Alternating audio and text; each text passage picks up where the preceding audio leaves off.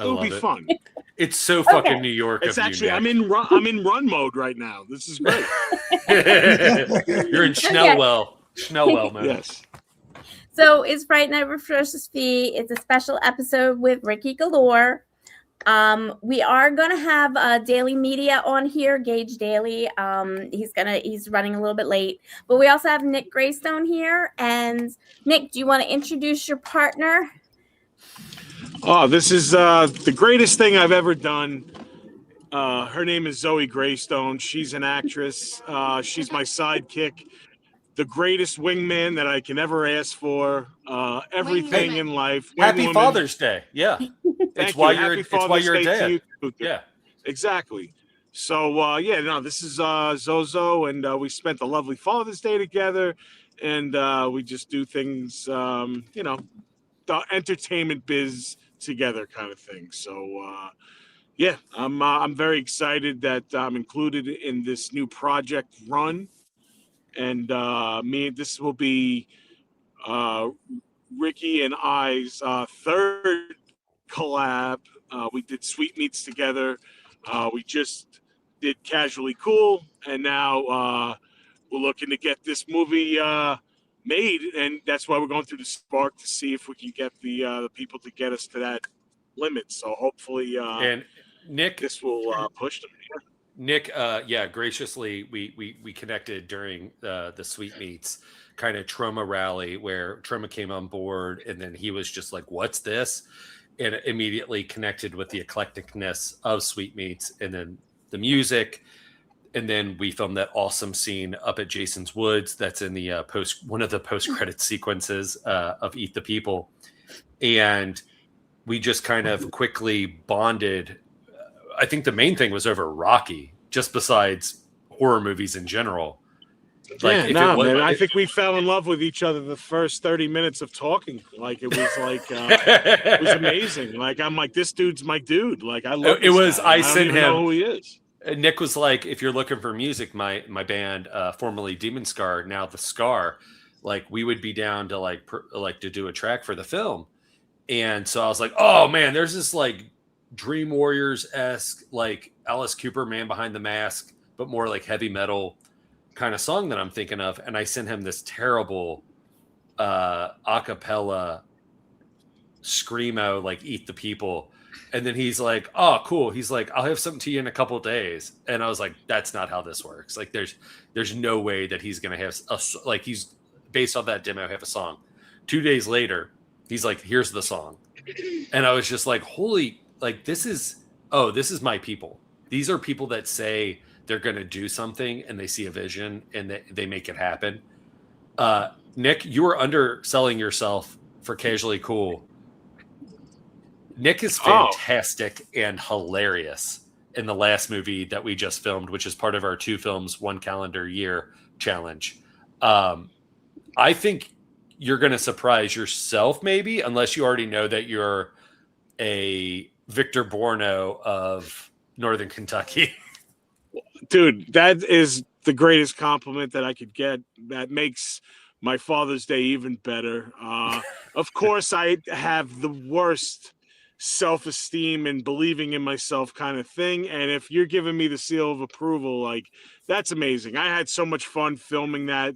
He told me that, Ricky sent me the script, which I didn't read. I just read my parts, and I was just like, what exactly are you looking for? Yeah. So he kind of gave me the broad idea of it, and I was just like, all right, dude, let's play, So I got there, and it really turned into a fun shoot. Me and Timmy Barron. Timmy is hysterical in Sweetmeats. He's the heart of the movie, I feel, and like he just playing with him, and it was kind of like ad-libbing and not like, Ricky gave me a script, but he's like, dude, if you feel like you need to like spice it up a little bit or just play with Timmy and see how he feels, we could always use that. If not, we'll stick to the script.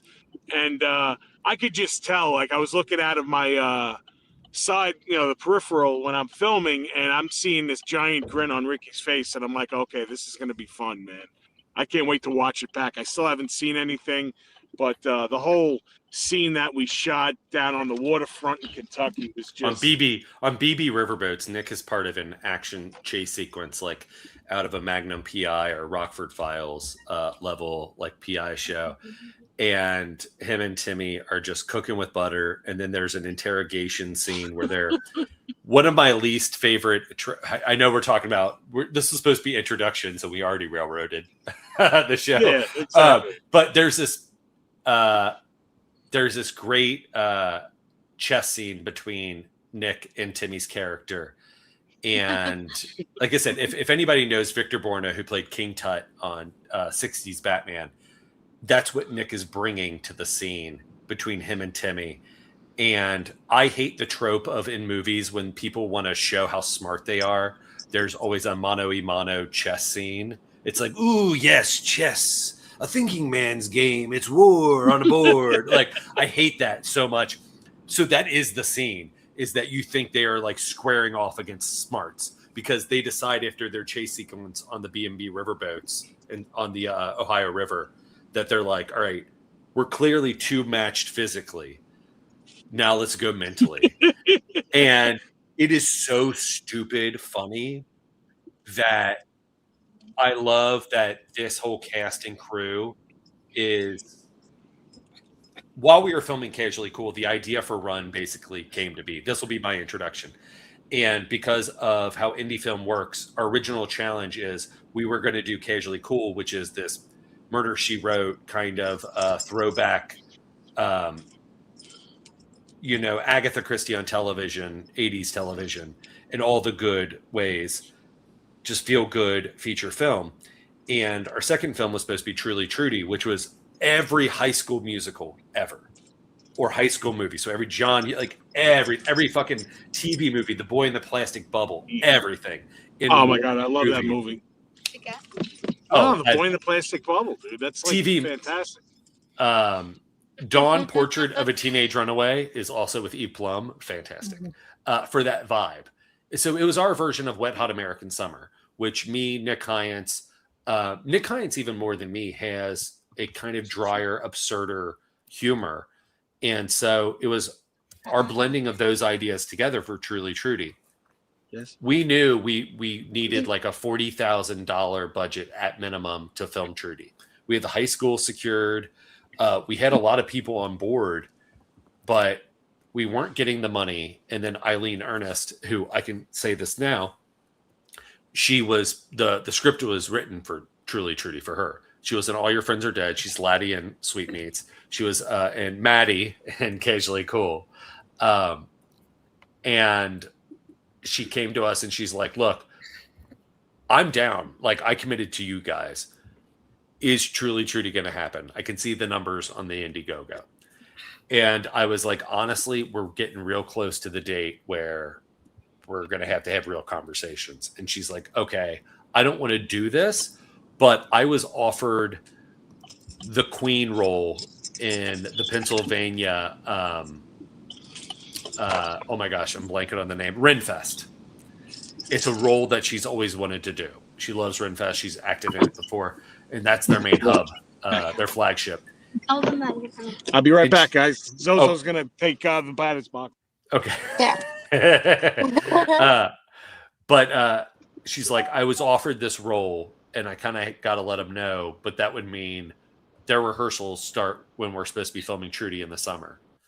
And I don't want to back out of the project, but if the project's not going to come to be, and I said, yeah, 100%. Like, so it didn't make the choice easier because we've gone through this before. We were trying to make a musical horror comedy called Open House that we had to cancel, and that's how Sweetmeats came to be. We pivoted.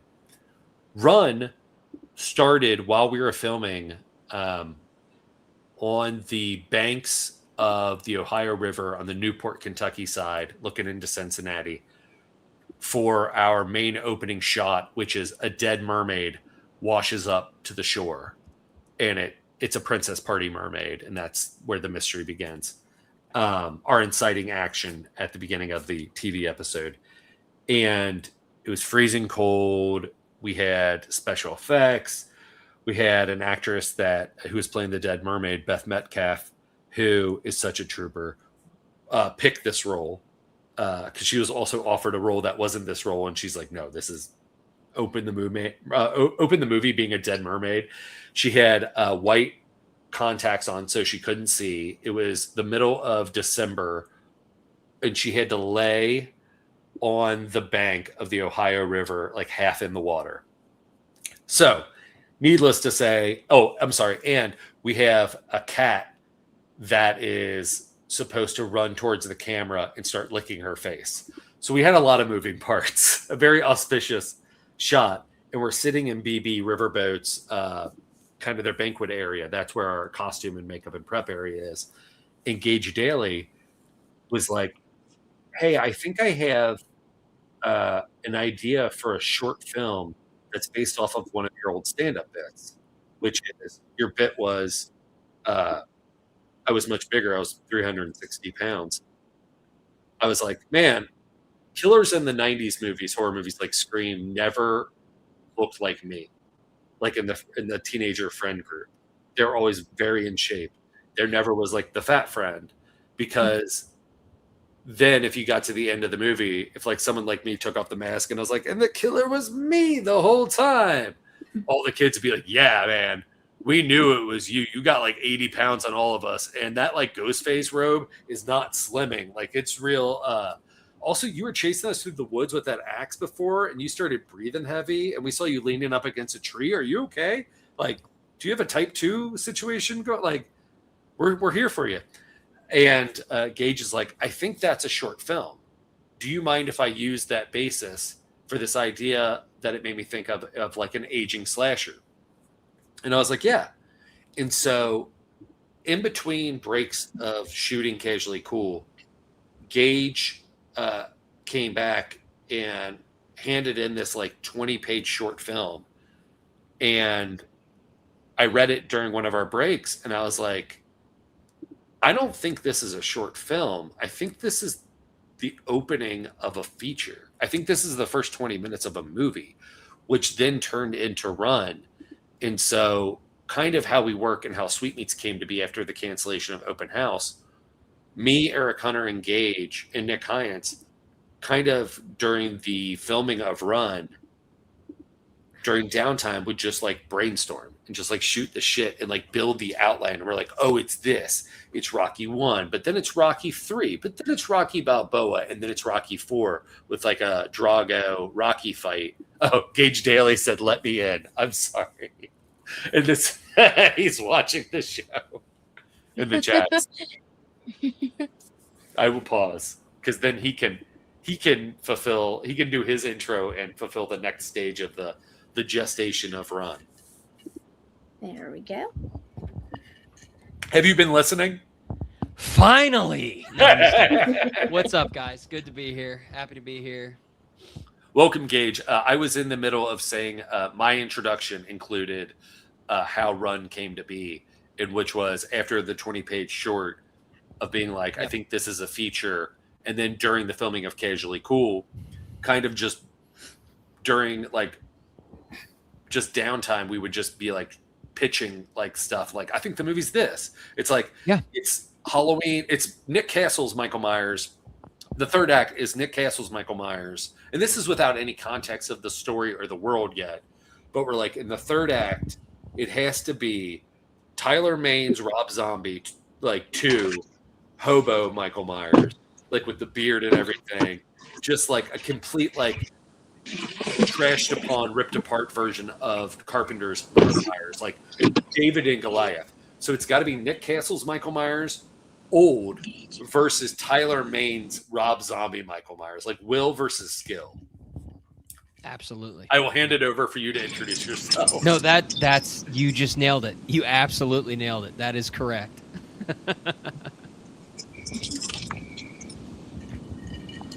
So that is Gage was one of our cameramen on Casually Cool.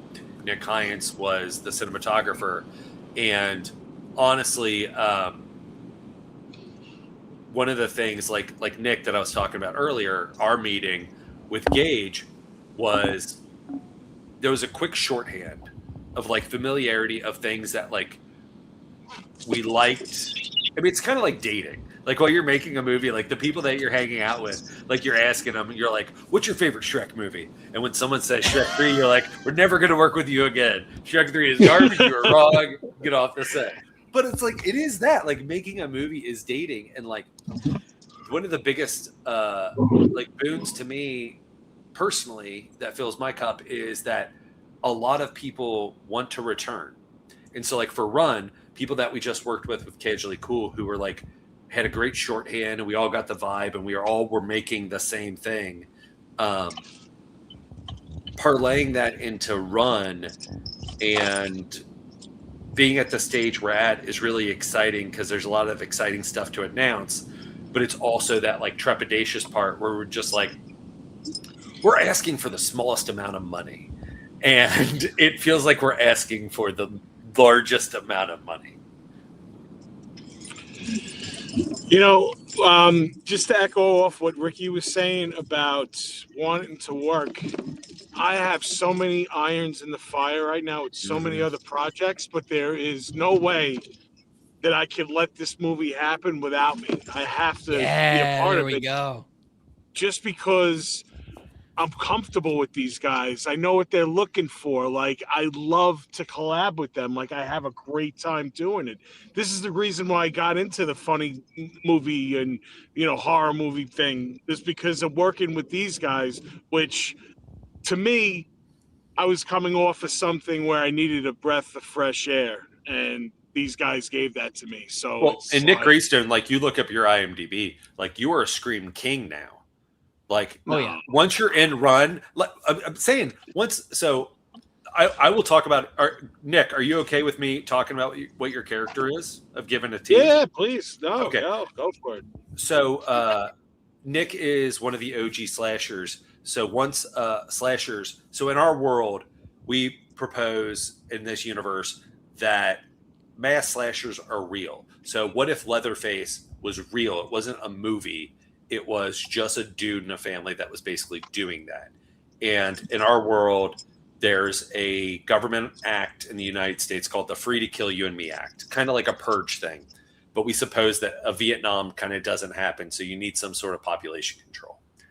And so it gets corporatized, and Run is the OG mass slasher. He lives in rural Kentucky on a family farm. He is like, he only knows what his hands produce. He is so blue collar. He is quiet. He's respectful. He will slash your throat and break you in half.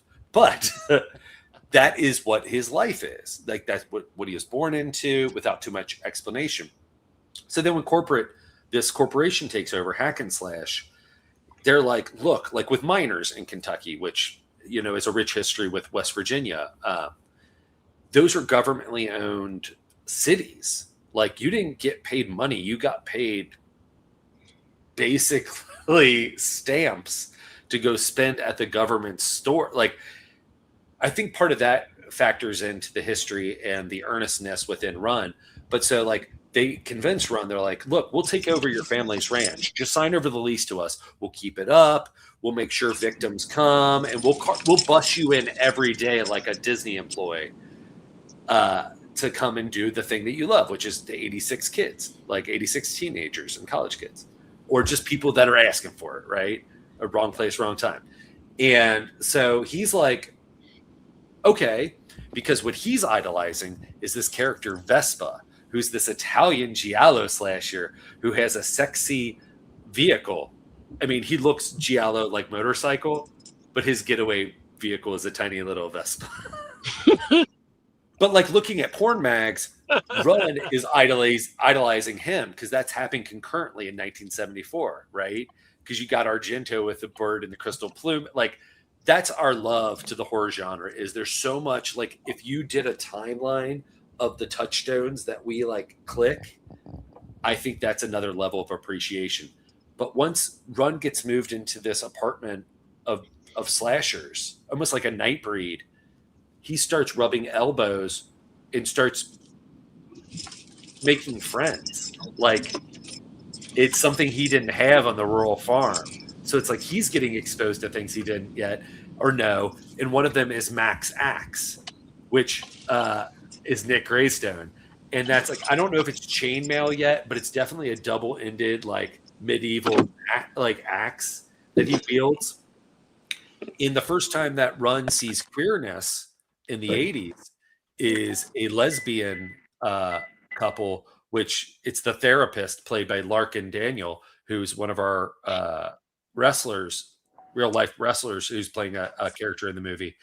And it's her character that she wrestles with called the therapist. And Nick's character, Max Axe, and Run see them in the hallways of the apartment building, like a couple kissing each other goodbye to go off to work for the day. And they're just, and Run's just like, huh, would you look at that? Like, that's different. And Max Axe is like, oh yeah, that's crazy. They end up on the same bowling team together. And then years later, Max Axe, when we jump in, is now Maxine.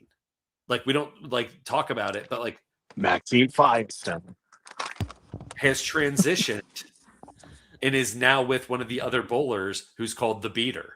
Like, and so like showing the evolution of horror, and like horror for me, even though I didn't know it, was there's a lot of different flavors, but one of the greatest things was I didn't realize how accepting and how open the horror genre was until, like, in retrospect of just being like, man, whatever your story is, there's a horror movie. Like, even if it's coded, like, there's a horror movie for you. Like, we were on a podcast the other night and they were arguing about Nightmare on Elm Street 2, Freddy's Revenge. Like, before we came on, they had just done the Freddy franchise. And they're like, all right, we got to ask you. We have a debate between us and Frank. What do you guys think of Nightmare on Elm Street 2? And me and Eric Hunter are just like, one of our favorites of the franchise. Like, so absolutely, like, so good. Like, we're talking about that movie nowadays. Like, that's insane. The admiration, like, it's so good. Even if it's good because of the cumulative years that it took for people to appreciate it, it's fantastic. So, you know what? That dude had a lot of balls to make that movie back then, because obviously now it's more in the forefront, but back then that was like not the norm, like making a movie like that, especially Jack Shoulder is director full of shit if he's like, I didn't see what David Chaskin's script was saying. And because then they set decked it that way. And if Jack Shoulder, so Jack Shoulder either has to say, I'm a terrible fucking director, or a person, I made choices, right? Like, by showing like the God, what is it?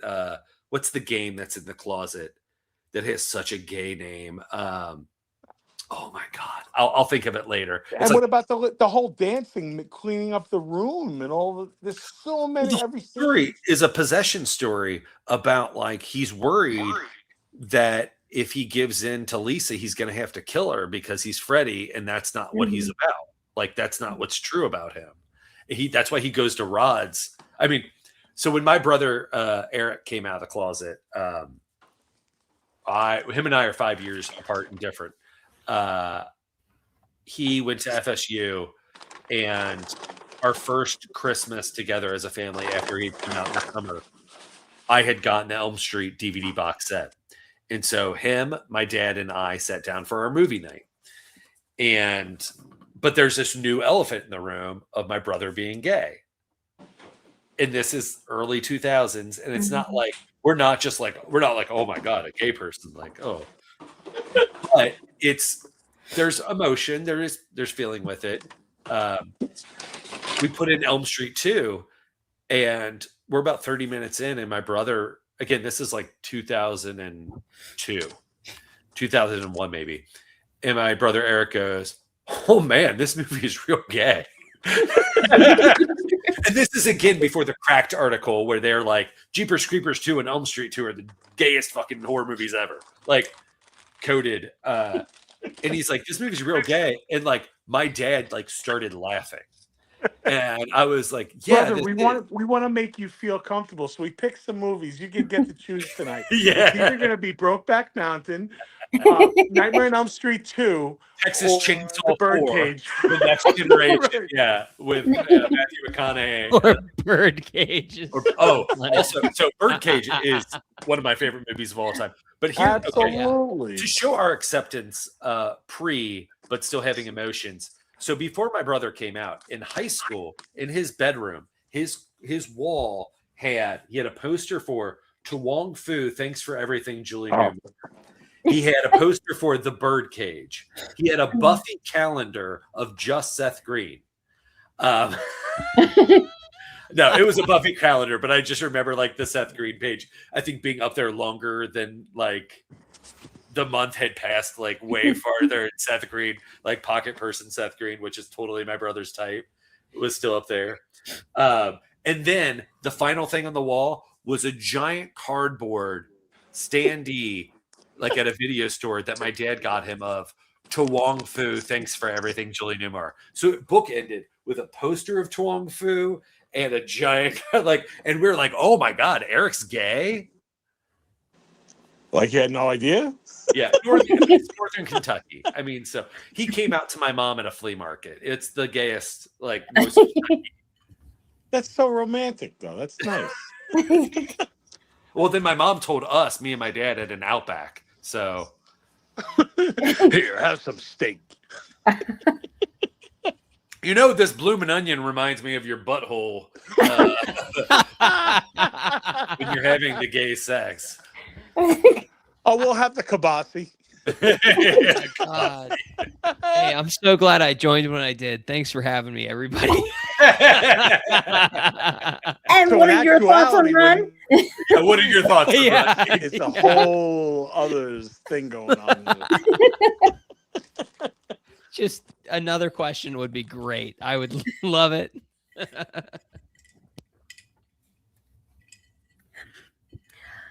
So for you, Gage, Yes. can you Connected to my Wi-Fi describe just to make it sort of fun. can you describe your kind of process behind working with another writer? This is such a fun question. Answer truthfully. I absolutely. Yeah, no, yeah. I have a very, I would never be anything but truthful. Because I know how I am controlling of it. So yeah. No, same. So it depends on the project, to be fair. It depends on the project. But whenever you find a group of people, and I'm not just tooting their horns, whenever you find a group of people who you genuinely mesh with and who you have a good rapport with, you all have the same sense of humor, you all like the same things, it's a pretty safe bet that you're going to get along together and be able to write something together, right? So with that being said, there are some things, which I'm sure, Ricky, you'll agree, and I'm not sure if the rest of you have ever written anything, but if you have, there are some things that you write and you're like, I want it to be just this way, right? Like this is either it's personal enough or you think it's perfect enough to where you're like, I don't want any changes. So there are those situations too. But if you find a group that you can bounce ideas off of and like I said, kind of mesh with, and there's still sticking points for sure, but you can find a group that is like, okay, this is actually making this better. This is a stronger idea. I didn't think of that, whatever. And then that makes it easier. There are things that you want to keep to yourself, but that's how it goes, I guess. I do have a few scripts that I'm keeping to myself, if you can't tell from me saying all that, but you should. Yes. You should always make. Yes, well, that's you should never just put it up there to be slaughtered, right? Exactly. Yeah. Yes. But whenever you do, like with Run, it is like the changes made since the initial, I don't know, it's because I joined late. I don't know how we're all caught up, but from the initial short to what it is now is very different. And I wouldn't change a thing. It is just, if you find people who you all have the same sense of humor, you all have the same, goal at the end of the day, it makes it a lot easier. So I hope that answers your question. I'm not sure if it did, but I hope it did. Yeah. So when you're picking locations, when you're thinking about writing this, are you kind of basing it off of locations, or do locations pop in your head? Do particular people pop in your head when you're writing certain things? I honestly can hand this over to Gage because he's now seen like the Run Ranch, and you've seen the process of like, we have a location, but we didn't write specifically for that. But now, because we have the luxury of having the writers as you, the cameraman, me, the director, Hunter, who will be around, Hyance, who I think will add to the writing process, especially as we go on, because he's holding the camera, or one of the main cameras. We're very heavy on the prose and the script writing to get the reader to see the movie as much as possible. But one of the things I think we do pretty well is that we don't over detail the location. So like, if it's a bowling alley, we're like, it's a bowling alley. And it's kind of like, how bowling alleys are. And we're in Northern Kentucky, and it's just like, okay, we'll probably throw a rock, and there will be a bowling alley within a 45-minute drive that will probably, in our experience, be excited to film this kind of movie, and probably because now we have, Hyance reminded me of this. He's like, we're 40. We're not 20-year-olds asking to film in a bowling alley. I'm like, fair point. And he's like, also, we've made 3 films. And he's like, you can look us up online. I'm like, fair point. He's like, so we should just ask whoever. So like, when we're writing stuff, I'm not saying like we're writing science fiction, but like, Gage, you are part of our connection is you work at a location that was also interested in what we were doing. Mm-hmm. And that just helped, I think, all parties. Yeah. And whenever you are, like, even if you do write, like, with such a low budget, you just need to make it work at the end of the day. So, like, write anything you want and then figure it out later. I always say it's a puzzle. Be flexible, that, like, you have an idea, you have the amount of pieces, really, that you're going to be working with.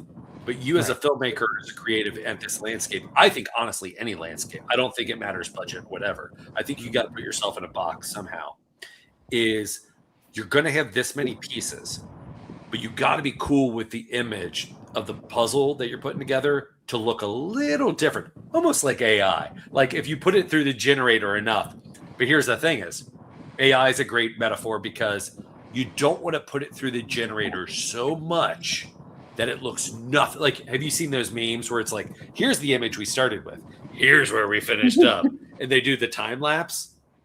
Mm-hmm. That's what's also, we've been really fortunate of having people like Gage. Not that we need yes people or like a cult mentality, but it's more of like, again, that coded thing of like, we'll make jokes, and we, like, Mystery Science Theater, when you watch that, there's sometimes jokes that some of you get and some of everybody gets. Mm-hmm. Gage, like, would make a joke. I think we had a running joke on Casually Cool about the mundane things making someone so upset that they just randomly threw up. Yes. We're just like, oh my God, is that Starbucks coffee? This is delicious. And you would be like, is that Starbucks?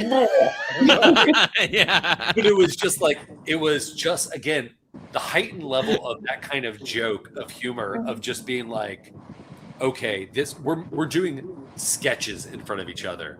Mm-hmm. Like, it's so tribal of just like, am I accepted? I'm being weird in like the same way we can all be weird. And that's what Gage and Nick in spades like immediately fulfilled. Yeah. So when we're talking, okay, so let's talk about the tone of this movie and what are you thinking about putting into it in-post-production to kind of highlight that, OG kind of slasher motif. I love that. I think that as far as post goes, I think for sections of the movie that are meant to be a love letter to, like, late 70s, early 80s slashers, I've said this from the beginning. Like, I want even the camera movements to be what they were at that time. Like, it is very important to make it look that way to me. And in post-production, that's part of it too. You do I'm not talking about like doing like a Star Wars wipe, even though maybe, but like doing just having that 70s, early 80s visuals in mind throughout the whole process, at least for that section of the movie, if that makes sense. Well, and it's, I mean, with Gage and Hines, they film, one of the things that is a shorthand is, which Gage jokes that it was like kind of accidental and we gave him too free of a range. Yeah, yes. But during Occasionally Cool, I would ask him and Nick, like, because like Sweetmeats, I wasn't on screen all the time like Sweetmeats. So I was behind the camera a little bit more, but I was still a character in the movie. And or working with other departments during the day. I would have to trust people like Leland Herzog, who ran audio and a bunch of other stuff. Gage, who was behind the camera, and Nick Hines. I would have to go, did we get it? Like, there's no middle management in that scenario because we just don't have the time. Like, we don't have the time to go to Video Village and like look at clips or look at dailies. It's something we're always looking forward to getting to that place, but not for middle management, but for the fact that we could maybe heighten or make it better. But so Gage, we'd ask him like, are we good? Did you get it? Because like him and I, at the tail end of a day shooting at Annie Oakley's, I was like, all right, this is our last day filming here. Is there anything else we need? Oh shit, we need the opening to Alice Lunley. Okay, Gage, grab your camera. I'm in costume. This is how I think it is. And we do it.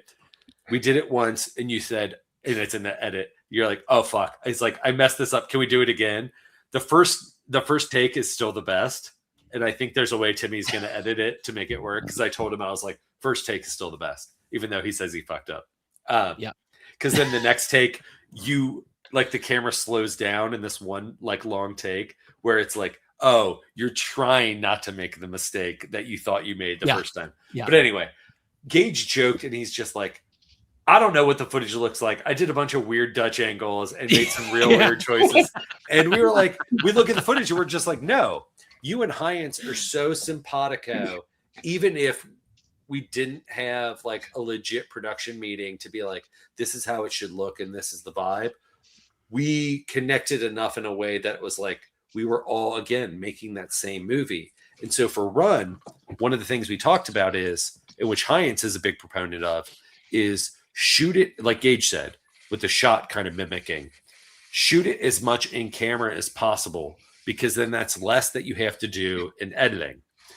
That all comes from Robert Rodriguez, which he taught us through the 10-minute film schools on like El Mariachi, where he showed you how the fucking sausage was made, which we come from the DVD culture where he introduced me to Rodriguez and his Rebel Without a Crew, where the audio version of that, if nobody's listened to it yet, it's fantastic. He does so many like addendums on the fly where he'll be like, okay, reader, this isn't in the book, but like looking at this and reading this 20 years, 30 years later, whatever, here's what I remember about this, blah, blah, blah. It's fantastic. It's another way to experience the book. But like, that's how we film. And for Run, one of the things that we have the luxury of is Gage is a writer, Eric Hunter is a writer, I'm a writer. And so when we write in the script, the opening is shot like Texas Chainsaw, like through a jar of marmalade jam. Okay. And it's just that orange. So that says to us, future us, we're just like, okay, to execute this without worrying about post-production or any after effects that repeat or whatever, because we're not filming on film, we're not filming on stock. We have to shoot it as much in the lens on the day of. So that means it's this specific hour when the sun is at a certain angle. And like, luckily, because it's a farm, you can look up Farmer's Almanac and we can do that much research and find it out. And because of that, after visiting the farm, we have already structured so much more narratively for the movie because of visiting the location that we're like, oh, we don't have to worry about securing this location. We have it. So we didn't write for it, but we had the flexibility of, well, once the crew is there, we can elevate it. Yeah.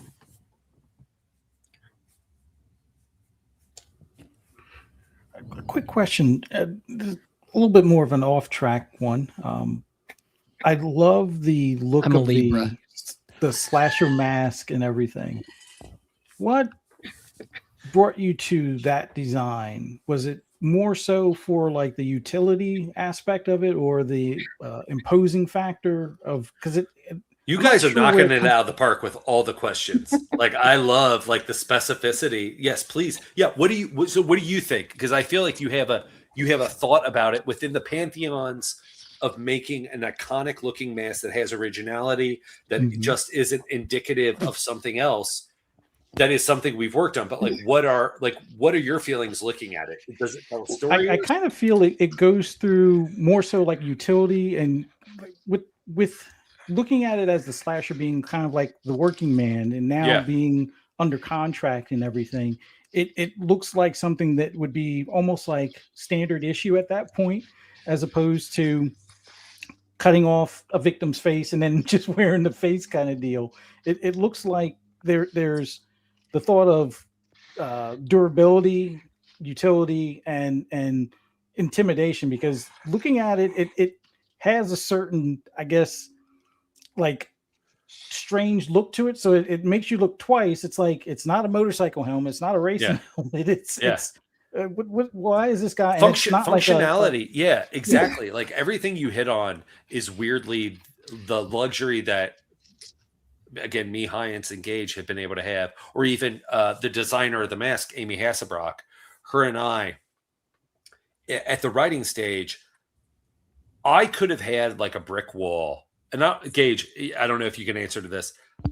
I, especially when it comes to like masked villains, like with our first film, All Your Friends Are Dead, I was like, I can't write this unless I fucking figure this out.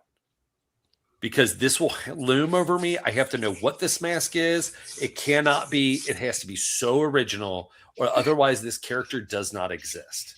Yeah. Yeah, I think yeah, I know I've said this before, but I think it was The Simpsons. I don't remember who said this, but somebody said Simpsons as long as you did get it. Yes. is what well it's something about, if you get an iconic silhouette, that's ideal.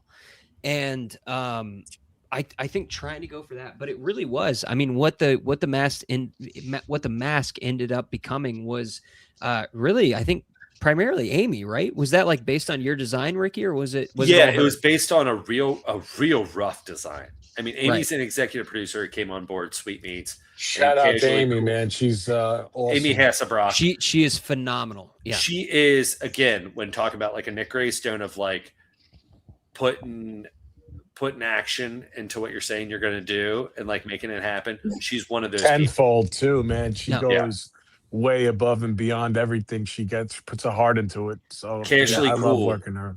90% of the costumes are Amy Hasselbrock, and the intricacies of the character. Like there's this character, Old Widow Weston, that there's just so many beautiful just pieces on her costume that it's just like it tells the story amazingly. Which again, being micro budget, it's nice to have that elevation. And so for Run, I had like looking at the mask. So there were self-imposed rules, as like Gage was kind of saying earlier when we were starting off. I was just like, write whatever to like Gage and Eric. But here's what I'm telling you, I don't want to do. I don't want to explain why he's a mass killer. I don't want any sequel shit. I don't want any this is why he he kills cats. Okay, clearly he's a psychopath. I don't want any Rob Zombie Halloween first 30 minutes. Mm-hmm. I want it to be like the OG Halloween when the parents are like, Michael, and it's this little kid, and the parents are they are well-to-do people. It's so terrifying because you don't understand what's going on, but you also understand what's going. It's a weird, hard balance to do. But I was like, I don't want to explain the monster. That's not interesting to me. And then the mask for myself, I was like, I can't figure out what it is, but it should be industrial based on where he works, where he's from. Mm-hmm. And so then with Amy, so we wrote the script, we had everything, and I was like, okay, I'm at the stage, we got to figure out what this is for marketing purposes, we got to do it. And I was like, in my basement at my house, and I had some old plague mask, Dr. Crow mask from our first short film, call, and I was like, all right. I also have this like Ace Hardware store skull mask mold that like I bought. It was on sale like months after Halloween, but it was nearby, and I was just like, that's weird. $2. Yup. And like, I don't know when I'll use this. Someone found out that I used it in a Knitted Sun video when I was doing those on TikTok, because they were just like, oh, holy shit. I think it was Amy. I think she was like, are these tied together? And I was like, no, it's what does Ricky have lying around his house? Like a gypsy. And so I don't know why, I cut the nose off the crow mask to just leave the leather part with like kind of the steampunk goggles of the like mask. And I laid that over top of the skull mask. And it had a hood. And I was just like, well, this is weird looking. I was like, I like this. I was like, it's leather, right? Leather. That means like working man. That's cattle. That's farm. Whatever bullshit story I can put together. And I was like, the skull. Should we make it a, well, I was like, should we make it a cow skull? And then we looked at it because we did an artist rendering and it looked too weird. It looked too like Saboba from like Phantom Menace, right? Too like that, just too angular, too pointed. And that thing you said of like, you wouldn't look at it twice because there's a lot going on. There's a lot of layers, but it seems to work somehow. And so I had it together and I was like, all right, it's a skull. And then later, Hunter and I were like, he has a sister. It's the skull of his sister that died in a tragic accident on the farm. And he like dug up her body and he took her skull. And then when he decided to like kill people, he took a leather mask that he had, like a protective mask, and he like wore that over his face. It's like an ornament. None of this appears in the movie, but all of this, I like gave the pieces to Amy, took pictures, and I was just like, what do you think you can do? And then you can see there's a video of the evolution of the mask. It is all of that care and detail. And she's like, what can you tell me about it? And I told her everything that I just said about it. And then it shows up on the mask. And then Mark Schoenbach, for the poster, he did the first poster of Sweetmeats, which is just the pig's mask with a lot of Easter eggs on it. If you look at it, like the musical notes on the spatula and stuff. But I said to him, I was just like, I love your work. And I would never tell you what to make this. Please don't focus on the mask. And then we got a rough draft, and it was the mask hanging in the sky. And it was pretty darn close to the final. He didn't have the landscape of the farm. Like the poster that you see, that is directly our set. That is what it looks like in the movie, or what it's going to look like in the movie. He sent back this kind of like Addams Family kind of house on a farm kind of thing. And we're like, oh, this is it. Except for replace it with this. And now we get to tell a story. Like Run 2.0 appears on the poster, but like no one will know until they see the movie. And it's only because Run, he's not in the barn. That's not Run. Run, the mask, the idea of the mask of what Run is hanging in the sky. Our movie is, what if in like 2006, Hack and Slash's company is like, well, you know what? Run's retired. We could still make some money off him. Let's make a bigger, dumber, faster reboot. And Run 2.0 comes to be. That's who's in the barn in the poster, because he has a hand sickle. OG Run has a 2-barreled, like long scythe, like a 70, 80-inch like scythe that he like almost like Donatello like wields. And he is still an in shape guy, but Run 2.0 is a monster of a man. Yeah, in the movie. So if we're doing the Nick Castle versus the Tyler Mane, in our movie, it's Andrew Thorpe returning from Casually Cool from Lieutenant Frank.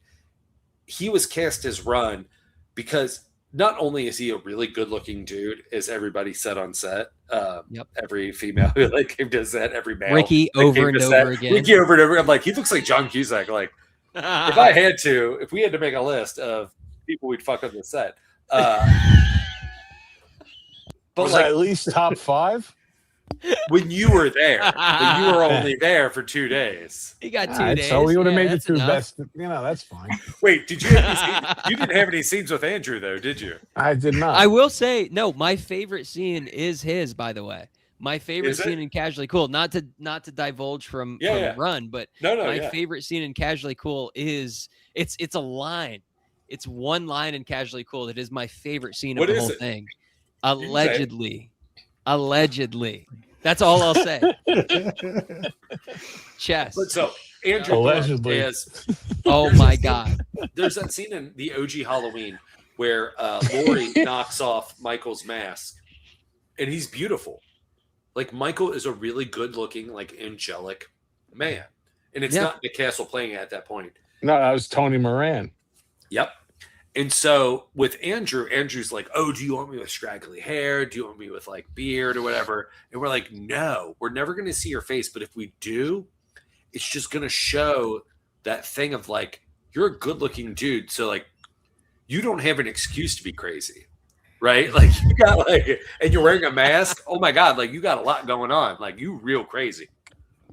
Wait a minute. I have a question here. Okay. Yeah. Yes. So, according to, Oh no, according. Oh, that's like allegedly. That's That's allegedly territory. According to the allegedly. myth, Yeah. the prettier you are on the female side, the crazier you are. Is this the opposite on the men's side? Oh, No, I would. I go feel like dumber. I If we're talking Definitely about sex, dumber. if we're talking about sexism, I would say for women, the prettier they are, if that's like within your experience, like the crazier they are. For men, for me, it's like, oh, the prettier they are, especially like when it comes to like actors or creatives. Like that's like when an Andrew Thorpe or a Gage comes in, and we're just like, oh, you're a good looking dude. Like, oh, Nick Greystone comes in with his swagger. yeah. Oh, But yeah. we haven't even seen what your final look's gonna be, Nick. What's your Neither run have people I. now? I don't know, man. You're Who constantly knows, losing man? weight. I'm real thinking sexy. about it every day. I know it's going to involve glasses, definitely. So I think But for me, allegedly, I'll let Fuzzy Belvedere, Nick Greystone, and Gage Daly answer. For me, when men are pretty, it means they may be pretty dumb. And I'm not saying that's like across the board, but that's like my first knee jerk. I think you're allowed to be more dumb, and you're allowed to be more crazy. As a man, yes. It's about what people will put up with. Yeah. Oh, the yeah. more, You're the more even saying handsome as a gentleman female, you yeah. are. Yeah. Well, yeah, across the board. The more attractive you are, the more you can get away with, without a doubt.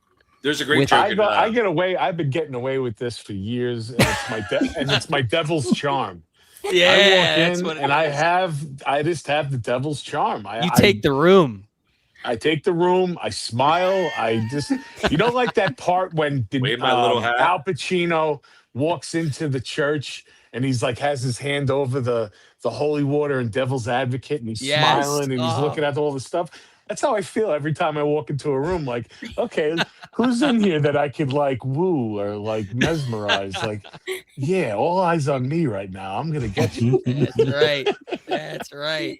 But that is to like have Andrew be that, like, I think is a more interesting choice. Again, not to pat us on the backs, but just like, okay, the story that we're telling and through using horror, using mass slashers. If we're saying that Leatherface is the OG mass slasher, and then John Carpenter and Wes Craven come in and they rip them off. They rip off Tobe Hooper to make bigger commercial movies. And then Toby doesn't come and do it until the 80s. He's still making his weird eclectic stuff like Eaten Alive. So if Texas Chainsaw OG feels like a documentary, Eaten Alive feels like a taped like PBS live theater show. Yeah, because it's all sets, it's all haunted house, it's all weird and nasty. But then he makes Texas 2, and it's like it's a parody breaks of all Texas the 1. rules. Yeah, like it's great. it was. Fantastic. And he even said, Tobe Hooper apparently said to Adam Marcus, a friend of ours who wrote Texas Chainsaw, the prequel. And he also did Jason Goes to Hell, right? Yeah. Oh, yeah. But Tobe Hooper said to him, he's like, this was when it was in the script phase, not the final executed movie. Adam and his wife, Deborah, wrote the next sequel, basically the one with Alexandra Daddario or whatever is what is, Oh, what is that okay, one the called? third one. Resurrection? No, that's No, it's the third Halloween. I mean, Texas 3D. 3D. Yes, it's Texas Chainsaw 3D. It's after New Beginning, after the prequel, Yeah. because there's that awful line like, It retcons everything. It's supposed "Do to your be a thing, direct cuz." sequel to Yeah. the original. So Yeah, Toby do you Hooper. think? I'm not Do saying you think? Cuz the script sorry.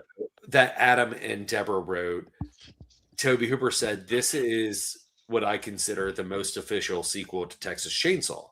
Because he said, my sequel was a parody. Because when Universal came with money in '88 after the Friday in the Freddy boom, and then Phantasm 2 comes in at the same time, you could see the people with money going back to the well and just be like, who are the people that have already done this that have an IP that we can just throw up on screen in a year? Yeah. It's the hard part of Run is that we're trying to do all that in the first 10 minutes. In one movie. Yeah. In one movie. Yeah. Yeah, well, I commend you for doing feature length films. I'm not at that point yet. We're still working on shorts. But This started as a short. But shorts are great to experiment. Like, my theory has been like, maybe they're not short films or whatever, or things that like are art pieces that you would submit on like to film festivals, but like content creating. Like if you are creating content and you are using short films as that way to create your content, then you're experimenting and I think that is don't be precious with your short films. Like, throw them up online immediately. And don't do not care what anybody says, but like, get that criticism. And I know some people say like, don't read the comments.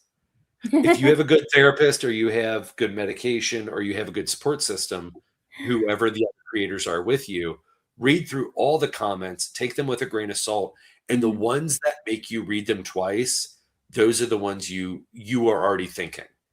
And so like, write them down and be like, all right, the next thing that we do, I'm going to try to attack this or try to do this better. Please read the comments. Yeah, I have to, because I'm just like, I want to see what they have to say about me. Yeah. And if this has nothing to do with filmmaking, but I'll have to say it, back to almost 200 pounds ago, someone wrote one of the greatest insults that I'll always love. And it said, it looks like in Demon Scar, the dude from Pantera really let himself go. Yeah. So I was just like, all right, you know what? That dude wins the internet for the day. Yeah, that's great. And you know that dude, he's one of those really good-looking dumb guys that we talked about. Yeah, there you go. I'm sure he is just like peak physical presence. Absolute bleached asshole doing 100 crunches in the morning to get up. You know, it's fine. He's just Patrick Bateman. Yeah. Exactly. Yeah. Exactly. And if he wants to, if he has the balls to come up and say it to me with a female, I'll just fuck his girlfriend and then really. You heard it there, folks. That's Nick Graystone's threat. You bring your girlfriend to a Scar show, he's gonna fuck your girlfriend. Oh yes. What was the question that we just answered? Allegedly.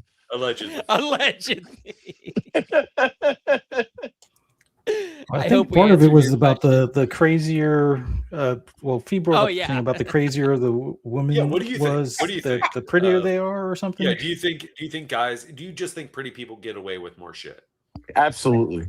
I do think if you're on the attractive spectrum of some sort, you're probably going to get away with more stuff, and that person's probably going to push to the limit as far as how far they can go with getting away with stuff, kind of thing, because they've probably been used to it at that point. Is that why I get away with so much stuff, Fuzzy? Huh? That's exactly. I was trying to already get that layup. I was like, speaking of one of your own, like, what do you think? But no, like stuff like that, like in the indie world, it's themes and kind of like self-expression or delving into these insecurities. Like, that is what indie film does best, is like that earnest rawness of being like, what are these insecurities that maybe people don't talk about all the time, right? Like things like Instagram now, even though that's just a new version of, whatever Sports Illustrated or whatever thing that used to exist that took that place years ago. Instagram is always showing people through their highest of highs or their lowest of lows, right? For clicks. And I think things like that exist in the movie Run, but we get to use the horror landscape and the evolution of that. So like, it's crazy to have Yule Boll as a producer on the movie when the only reason that I wanted him to be a producer on the movie is in the primary landscape that we live in the film is like 2005, 2008, like between there. And that's right when he was making these movies that were kind of commenting on in the current landscape at that time, which were like House of the Dead, Blood Rain, Alone in the Dark, like these ultra violent, dumb popcorn horror movies. And so like through my own tenacity and just guerrilla marketing, I was able to contact him through multiple medias and being like, would you come on as an in-name producer? Because I think that would just work really well with what we're trying to do. And here's what the movie's about. And he just kind of immediately was like, yeah, if that's going to help your guys' indie film, definitely attach me. If that gets some more eyes and ears on it. And I was like, yeah, that's awesome. That's what we need. Now we have a movie poster for a slasher satire horror movie that has Giovanni Freza, Gary Kroger, and Yule Boll all on one poster. Like, who else had the lottery for 2027 that like had that movie poster like coming out like coming soon? Gary Kroger, 80s SNL, Giovanni Freza hasn't been in a film in 41 years. Bob from House of the Cemetery, and Yule Boll, universally hated filmmaker, like German. Oh, filmmaker. Universally, no. I wouldn't say that. No, I'm not saying like everybody like 100%, but just like whenever there's a thing, like right now, there's an article about his movie Vigilante with Armie Hammer, right? He's such a hot, like, oh, you mean the cannibal? Like someone said, about him being a Nazi, and Yule Boll had to today release a statement saying that I am not a Nazi. Because Amy Hasselbrock sent it to me in our Facebook Messenger. And she's like, just so you know, you was in the news. This may help us. You can never say there's nothing bad about publicity in any shape, way, or form. That's what we need. That's what we're so that's what we're so poor in right now is validation and publicity. Like I think we have more publicity than we do validation, but also maybe the funding numbers are indicative of a tough economy, which it's also a tough economy, man. That's also very prevalent in the movie Run, because you look at 2006, the horror movies that are coming out and the manufactured nationalism that always exists. But you got Guantanamo, you got all the reasons why the torture porn of the 2000s exists are also the catalyst for why our character is like, oh, I got to go back to the basics. Right. And another movie that I've kind of likened Run to, that I've taken all the Rocky movies and I've broken it down that way. But the movie, because it always goes back to that. It always does. But I don't know if you heard this yet, Nick, The Natural with Robert Redford. Run kind of goes through all of that at the same like plot points, act breaks, trajectory as The Natural. And I'm just like, yeah, because it all comes back to about doing what you love. And what will you do to do what you love? Which in Run's case is 86 and teenagers. But like, it's totally cool in this world. He has a passion. He does. Yes. And he does it very well. So that word passion just put it in my head, like at when Chainsaw from Summer School is explaining to Anna Maria about Texas Chainsaw, and he's like, he's got passion and a plucky spirit. But that's so the movie opens with redoing basically the end of Texas Chainsaw with Leatherface in his suit, right? In his prom suit. For some reason, it's not justified, but he's for the dinner, right? For earlier a Yeah. fancy dinner, which he prepared as also the mother and the provider, blah, blah, blah. All the Such a layers. nice guy. So good. But when he's chasing Sally out as the sun is rising, like there is a Valhalla, she is escaping something. And I know this is all professors and analytical people of the property afterwards. Like Carpenter and Deborah Hill are just like, oh, we weren't writing the rules. Like we didn't know there were rules if you had to be a virgin, and that's why Lori, blah, blah, blah. But like Deborah Hill writing the dialogue and creating those characters made those girls authentic. Absolutely. So like there is a little bit of authenticity that as long as you're trying to like attack something authentically, you will have maybe a higher margin of success. I don't know. So I think that's been a big thing of like developing the movie is we're just like, all right, yeah, it'd be really cool to disembowel somebody here, but like what should like Jesus, like what should Run do? Like what would Run do? Like, well, Run wouldn't do this. That's a good shirt. What would Run do? Yeah, What would Run there do? we go. Well, another one Whose is house? Run's house. we have we developed that Hyde, who is Run's man in the van, because after years, Hack and Slash gives him like a person on the inside who can like be in a van, like watching cameras and being like, all right, she's gonna be coming through the door here, and you're gonna say this catchphrase because now we're in Ghostface land, and like you got to have a cool quip. And Run's just like, I'm monosyllabic. I do not speak. This is going to turn out awful. But at the beginning of the movie, we're going to try to work in Hyde through an earpiece saying to Run, "Are you in? Are you in?" Like, not "Are you in the house?" Like, "Are you in?" Like that's what he calls Run. Like that's his nickname for him is "Are you in?" Just literally spelling it out. Almost like a call. Like a and it plays later. It plays later because Timmy's not gonna. If anybody watch Sweetmeats, if you like Jerry and Sweetmeats, Timmy is Hyde and Run, perfect, and also the proposed prequel, Run and Hide, which is we have 14 sequels planned out. Yes. So be ready. Which is it's our version of Hobbs and Shaw. So it's not going to be the sequel you want to see. It's going to be the buddy cop comedy of Run and Hide. So let me ask this question then. Yeah. Because, at any point, especially in a series and stuff like that, you get to the point where you have the backing to either continue or you don't have the backing to continue. But when you do have the backing to continue, they start going through test screenings. They let the audience see the movie in a small, forum, and then the audience gives feedback. And we all know in Texas Chainsaw 3, they made a major move towards the ending, so that more people would want to watch it. AKA Ken Forey was supposed to die, but he didn't because the test audience wanted him to stay alive. So how would you feel about that? I'll say my quick piece, as quick as it can be. Sometimes studio notes are great. The one thing that Kevin Smith and Judd Apatow, who have had to go through studio notes, especially with comedies, which is hard, is their biggest gripe is you don't have the same test audience.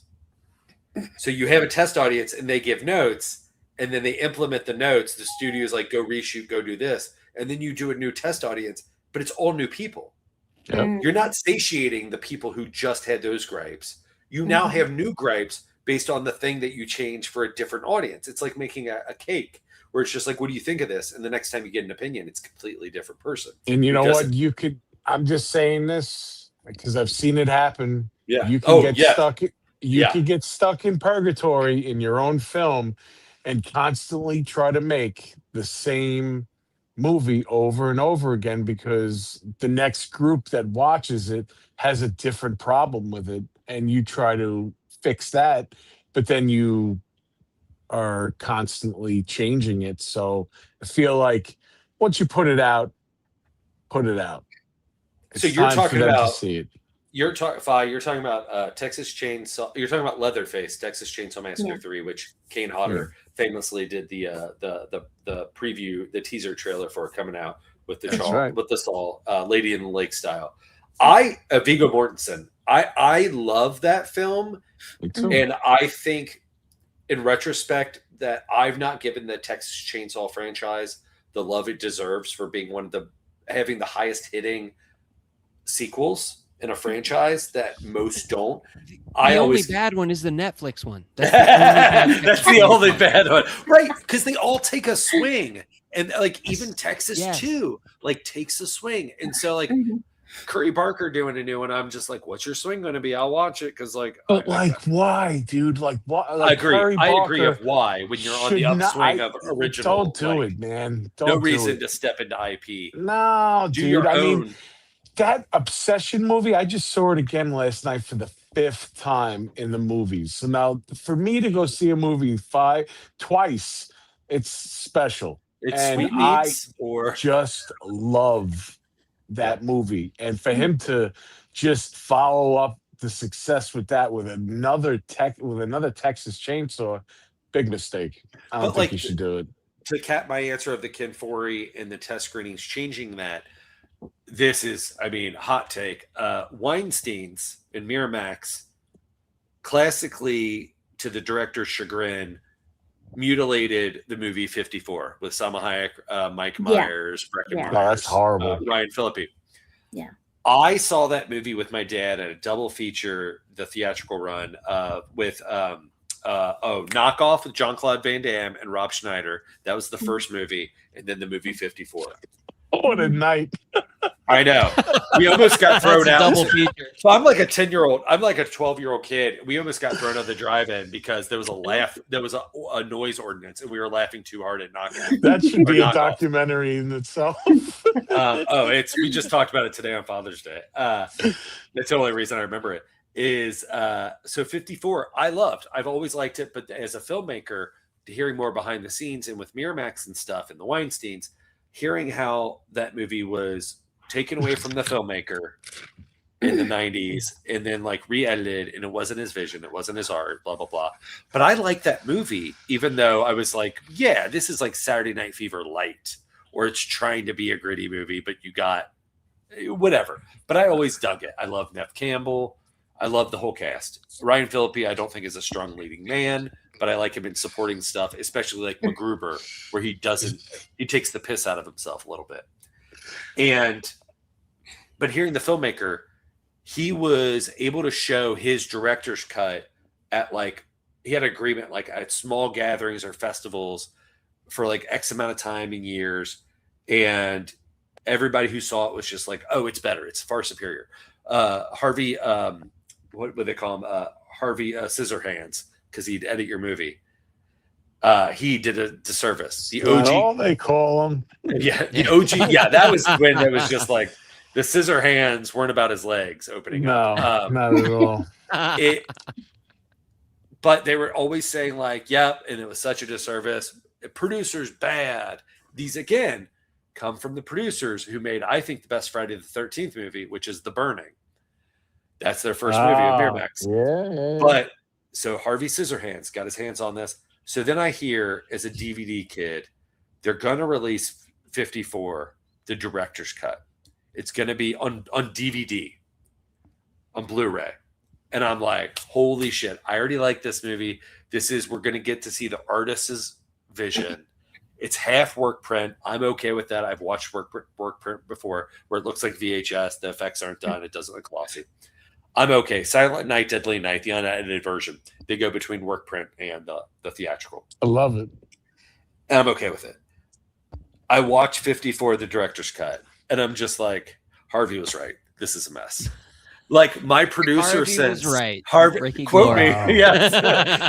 I was That like, should with the be movie on 54, the poster now. I was just like watching it. I was just like, they made, if this is the director's vision.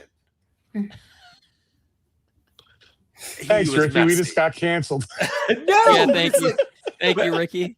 I It was nice working with you kids. Take care. Oh, I'm sorry. How many other people are standing up for the 54 director's word print cut? Like nobody else is fucking talking about that. No one else. I bought it at Myers on midnight when it I'm came almost out. want to They watch put it up now the just to boxes. see Yeah. you're like. You know what, Ricky? liking You're it. right. Harvey's a great guy. Yeah, You didn't say that. allegedly. Supposedly. It depends on what you want out of it. So that's my story of sometimes I don't think studio notes, as I was saying before, or permutations or boxes. Like I think the reason why Saturday Night Live, people will dip in and out of it, but there's a reason why there's a danger to it is because it is comedy. It is thumbing a little bit, even though they're on a network, they will still, like David Letterman, like used to thumb at NBC all the time while he worked for him. There's still that live danger. So I think there is still that kind of great, like we work in a box because of limitations of what we can do. Mm-hmm. We don't have a studio yet. With Troma, we were worried that, like, not worried, but like we thought it and said it, that like our movie has no TNA really. Mm-hmm. And we're like, they own the movie. We could go to the premiere and they could have re-edited it with like just cut-ins of just boobs or whatever, just anything. And we were like, what are you doing now? Yeah. Well, and there are scenes where like, well, we were like, where could they do it? Like, oh, when Laddie takes Bobby into the closet, they could cut that long joke and they could intercut a sex scene. Yeah. Like just to satiate. And like Lloyd never said he would, never said he'd do it, or this is what you should do. Only note Lloyd ever gave for Sweetmeats was we sent him the teaser trailer or the trailer, and he's like great looking. He's like fantastic. He's like one note: if you're gonna call it a musical, maybe show them singing. And we were like, what a good note of Lloyd. Genius, yeah. So, are there some good things about doing independent filmmaking that you can't find in big studio productions? It's all I know. So if anybody else has creativity, I would say, like, and you could keep to your original vision. You know, you don't have to compromise that stuff, and and you don't have to like evolve, like we were saying, where the image will change, and like you got to be able to roll with the punches. Where like you're still putting the puzzle together, but like the picture is evolving. Where like I think that's also a benefit of being indie or on the fringes or micro or no budget is you have to serve the masters of the team. Right, of the ensemble. Like not every production, but like I think us with being collaborative, I think we find that we have a better time and we like the art more when we're all coming together to be like, and this is how I think we can make this better. And that's what I think the benefit of we're not having to evolve. And then a studio came in, like Mark Duplass said on Cyrus, their first big studio movie, he was pulled aside because they had complaints that the color palette, the color of the pillows were too drab in John C. Reilly's apartment in the film. And they wanted them to reshoot the first third of the movie and add some more colorful pillows. Oh man. I can't imagine working a 14-hour day filming like we do. And then a studio being like, hey, can we talk to you in this van? So you're going to redo everything you just did because we want more color in the pillows. That's why Hollywood. Yeah, absolutely not. Yeah, yeah. I don't really see that conversation happening in a van. That's not the recollection of vans I've heard about. But hey, you want to talk about some pillows in a van? Yeah, I heard about free Pokemon pillows and some candy in a van. Yeah, of course. I got a shiny Charizard in the van if you want to check it out.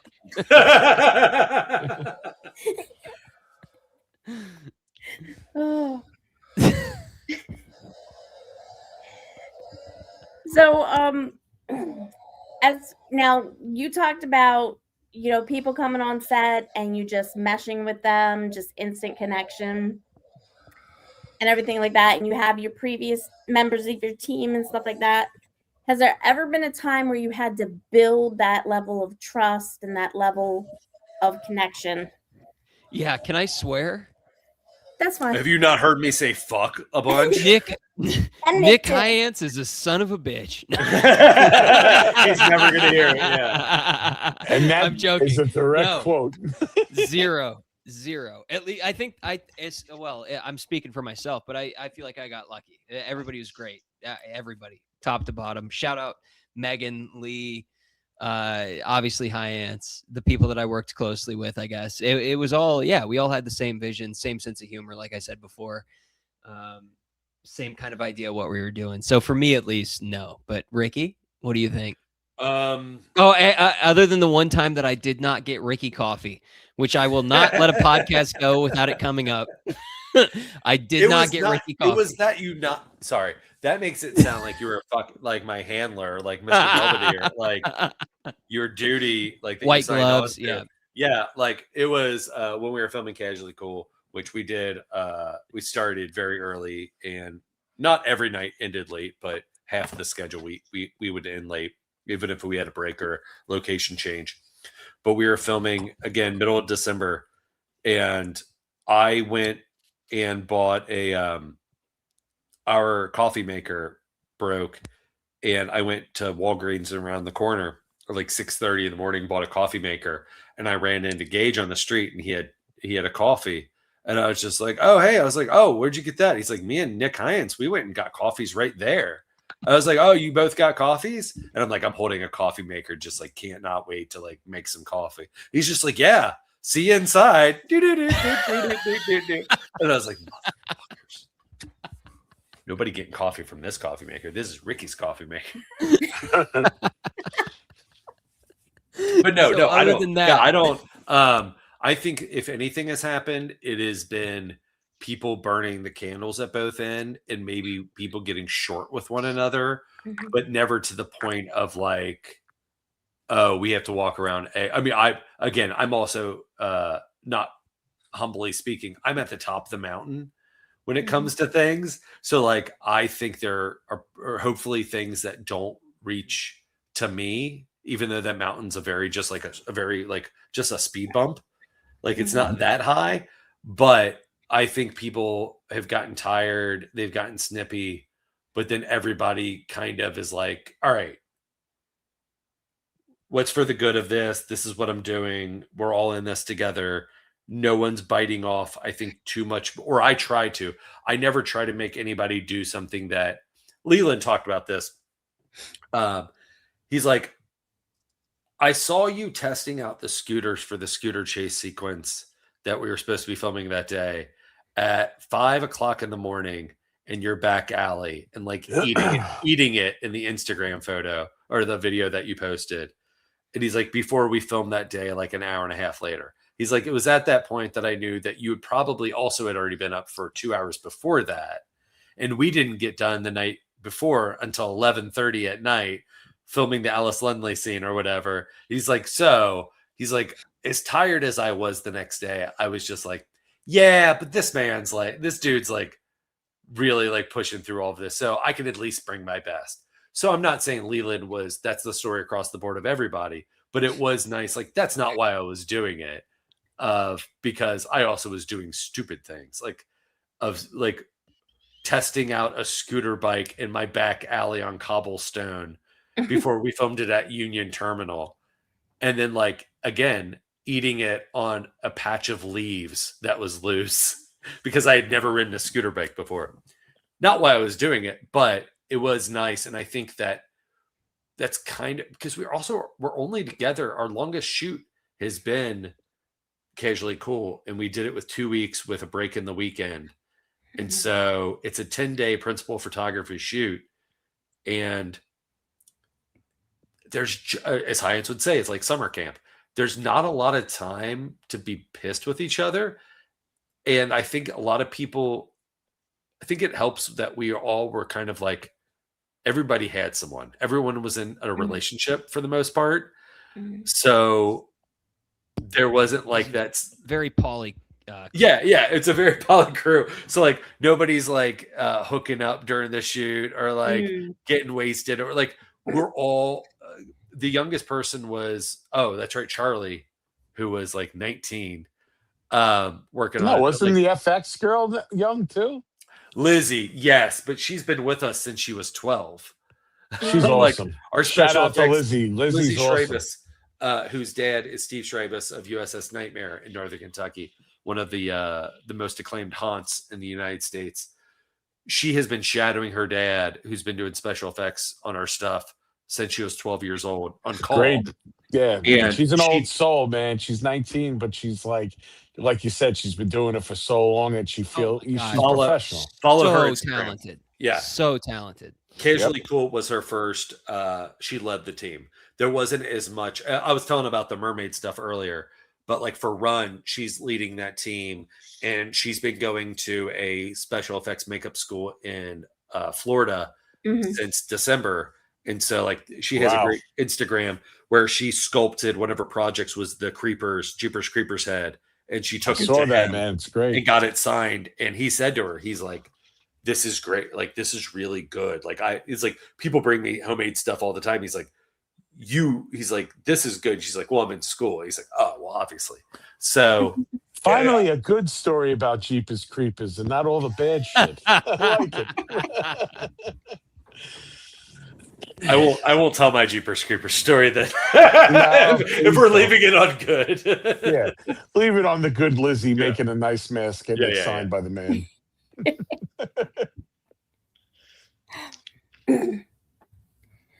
So, is there anything? Well, let's talk about this. Do you guys use like what type of professional camera do you use, or are you using a consumer pro?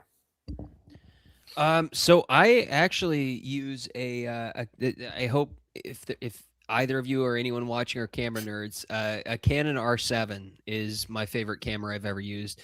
I do use it for photography as well, and I think that the R7 is great as a hybrid. You can shoot in 4K, you can shoot everything you need. If you need to get crazy high frame rate, if you're trying to do, I can't imagine something that me personally would need something better for.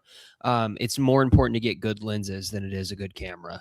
But that's not approved to talk about like the business side, like not to get in the weeds, but it's not an approved camera for like Netflix or Amazon or whatever. But also those are self-imposed limitations that if you film on anything, doesn't matter what it's filmed on. You fucking film it on your phone and you make a thing that they feel is marketable or profitable, they will buy. Don't let that thing of like, if you're a young filmmaker and you're just like, oh, I can't film on this because it's not a red or it's not a right, because it's out there where Netflix will be like, don't submit to us unless they'll buy your thing if they can make a buck off it. So absolutely. Yeah. And even then, like you're selling ideas, you're not necessarily pitching a pilot, so it doesn't really matter. But like you said, shoot with whatever you have, make whatever you have with whatever you have.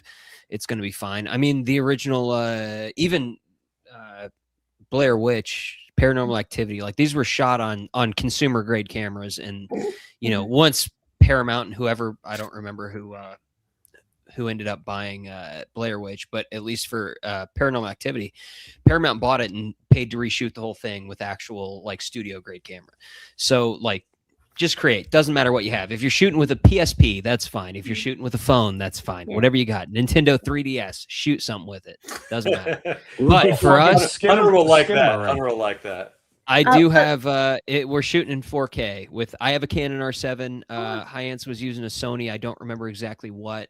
But yeah, he whatever regrets. Hyance, I don't know any of the film stuff. I definitely the one thing that I think is an asset of mine is knowing what I don't know and finding people who are good at knowing what they do know and what looks good. Like as far as the camera stuff goes, like I can reference like, oh, I want it to look like this, or we should look like this of this film thing. It's like, all right, well, this is what they shot on. This is the lens. This is how blah, blah, blah. But I think Hyatt said, and maybe I'm wrong, he shot Sweetmeats on a Fuji that he sold. That is his biggest regret, that he really loved kind of all the flexibility with the Fuji, but Heinz is also a really astute, I think, like gauge of finding comfortability with a good piece of equipment and then living your life through that. And then if something else comes along or you get interested in something else, you're probably going to put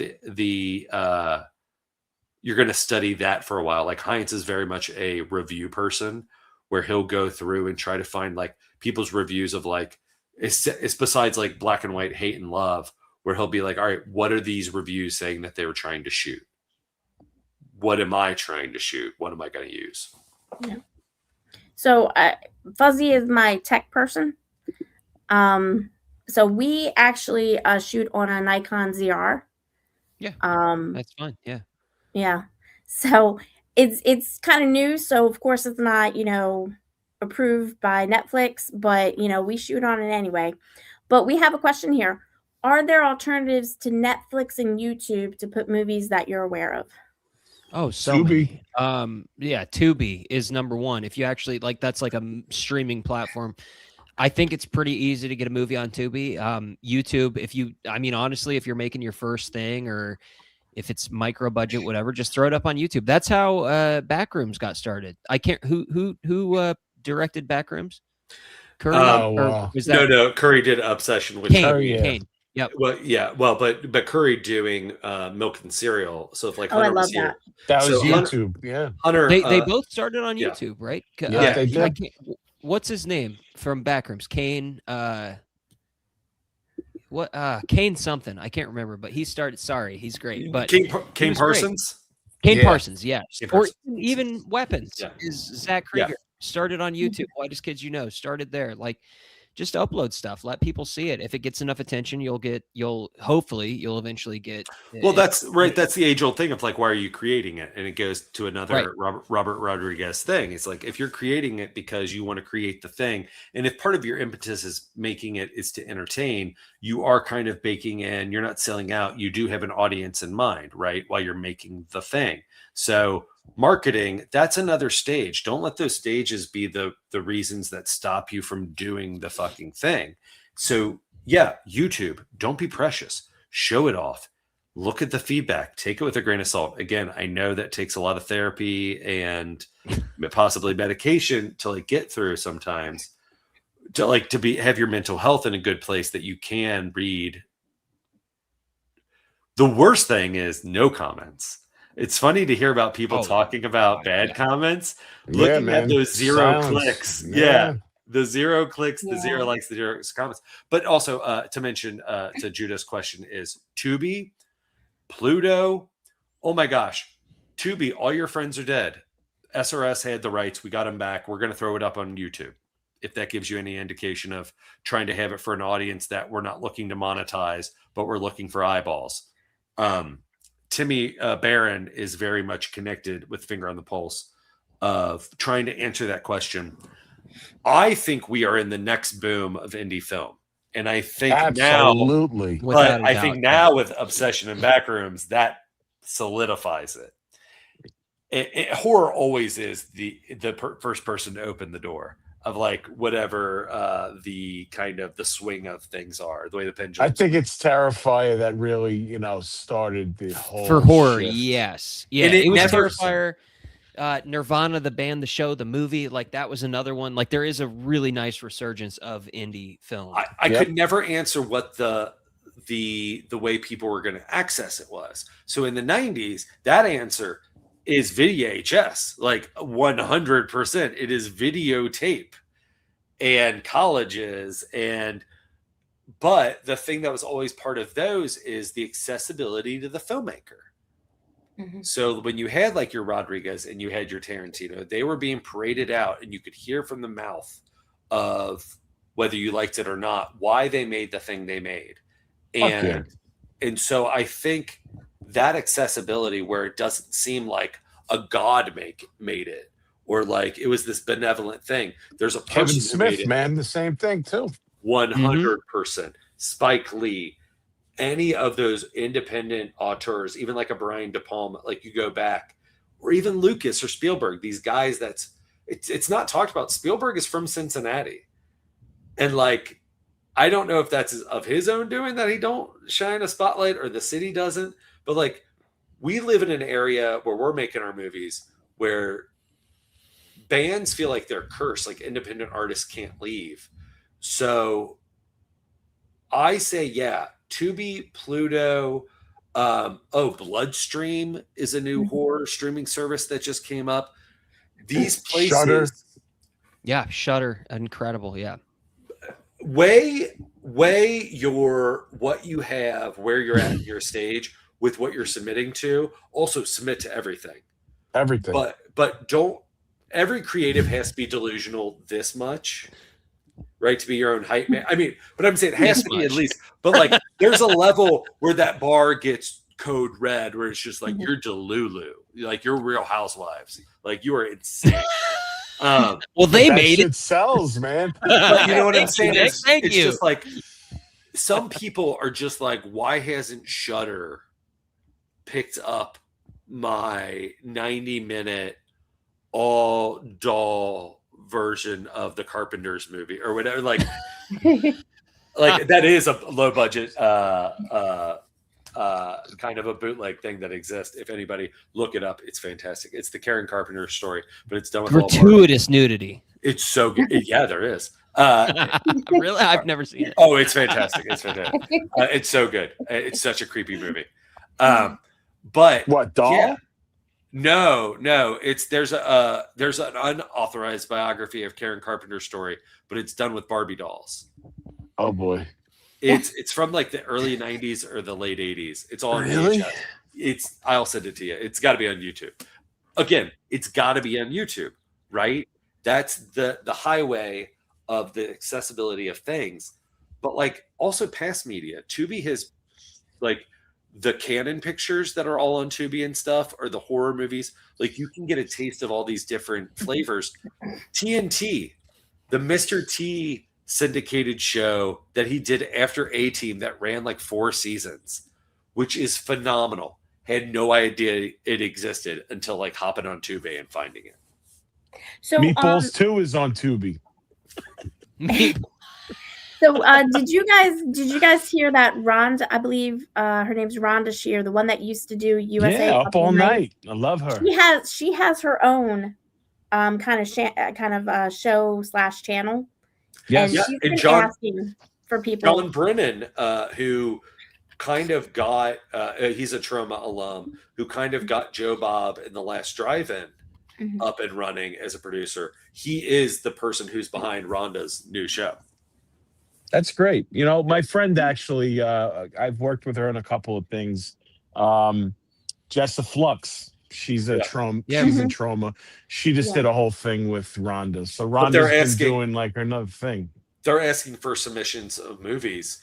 The one place that we're in right now, and we're not turning down anything, but being so far out, what we do know with what we did with Trauma of selling the movie and only owning 30%, even though we've had nothing but really met expectations with Trauma, we don't want to sell the movie, either Casually Cool or Run. We don't want to give the movie to a streaming service before it's made. That's something that's always open.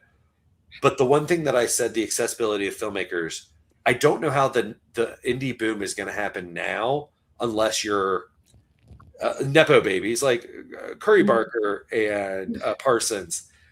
They had their foot in the door before having their foot in the door. Like there's plenty of that. But again, that's not a negative thing. It's like, yeah, you should use what you have.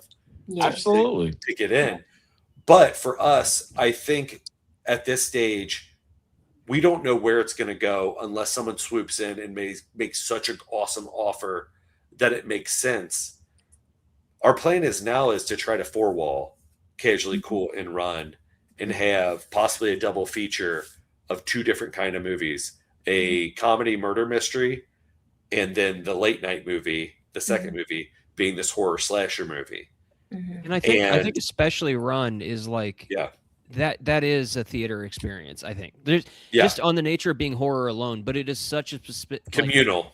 It is that like popcorn horror almost. And you know what I mean? Like I think it would be best enjoyed in a theater with other people.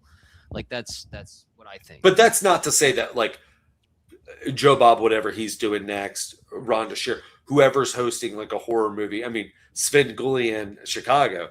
If someone comes to us that like we grew up watching, like my knowledge of Gilbert Gottfried was Up All Night with Rhonda Shear and Gilbert Gottfried. Yeah. Like I saw so many cut for television movies with the two of them that then when I saw the R-rated version, I was just like, oh my. I was like, yeah. They sure like Roadhouse was not on Up All Night, but like Roadhouse was a movie that I watched on TBS growing up as a kid. That like I never heard the line. I used to fuck you. I used to fuck guys like you in prison. Like when he's behind him, and right before Patrick Peaceways rips out his throat, does it finally? I was just like watching the movie. I was just like, oh hell yeah, he's about ready to rip out his throat. And it was the DVD. And he's like, got him. He's like, I used to fuck guys like you in prison. I was just like, come again? I was like, what? What is this now? I was just like, I was unaware of this level of, I've just seen the edited for television. I've only seen the Yippee-Ki-Yay Melon Farmer version of this. I haven't seen this. Do you know what that version of another movie for me was growing up was Saturday Night Fever? Yeah. I didn't realize how fucking filthy that movie was. And I only saw like, him walking down the street, him doing the thing. Alive. Then I watched the R-rated version. And I'm like, Jesus Christ, they're saying the C word. Teen suicide, like all kinds of crazy shit going on in that movie. Allie Nick had only seen Staying Alive, which is the sequel to Saturday Night Fever, directed by Sylvester Stallone. Like it is a Rocky movie, like whatever they in the disco dancer, on Broadway. Right. And so my wife had only seen Staying Alive, and I had never seen Staying Alive. I had only seen Saturday Night Fever, which is a real drag of a movie, despite its awesome soundtrack. Dude, that's so beautiful. You guys completed each other. Well, it's what 54 wanted to be, but it was way edgier. Right. But so one night we watched when we were newly married. I was like, well, let's watch them back to back. I'll see a movie you've never seen. You can see where that movie, that's a sequel, and you didn't see where it comes from. And we got done watching Saturday Night Fever, and she's just like, I'm depressed. That was very sad. She's like, I don't want to watch Staying Alive. She's like, now I know where the character comes from. He's an asshole. Like, he's a douchebag. And I was like, totally. Yeah. And I was like, now let's watch. And then I watched Staying Alive. I was like, oh, I love this. This is just like a coked out dream of what a sequel should like. This is the Rocky sequel to this is the commercialized version. And so like what Gage was saying of popcorn films, Run, like Freddy versus Jason, like I'm trying to think. That's a great popcorn movie. I know Ronnie Yu did both of them, but like Bride of Chucky and Freddy versus Jason, like I'm trying to think of what was the really good last like popcorn horror movie. And I can't think of probably Terrifier 3. Like probably. Like I can't think of any others.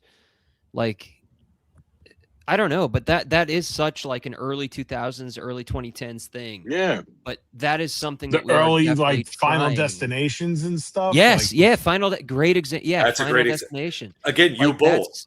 Nick Hines something that saw we're trying to House of the Dead, and I remember like texting me in like 2005 when it came out. Love that movie. I was like, "What did you think?" He's like, "Oh, it was awful." He's like, "But man," he's like, "Did I love it?"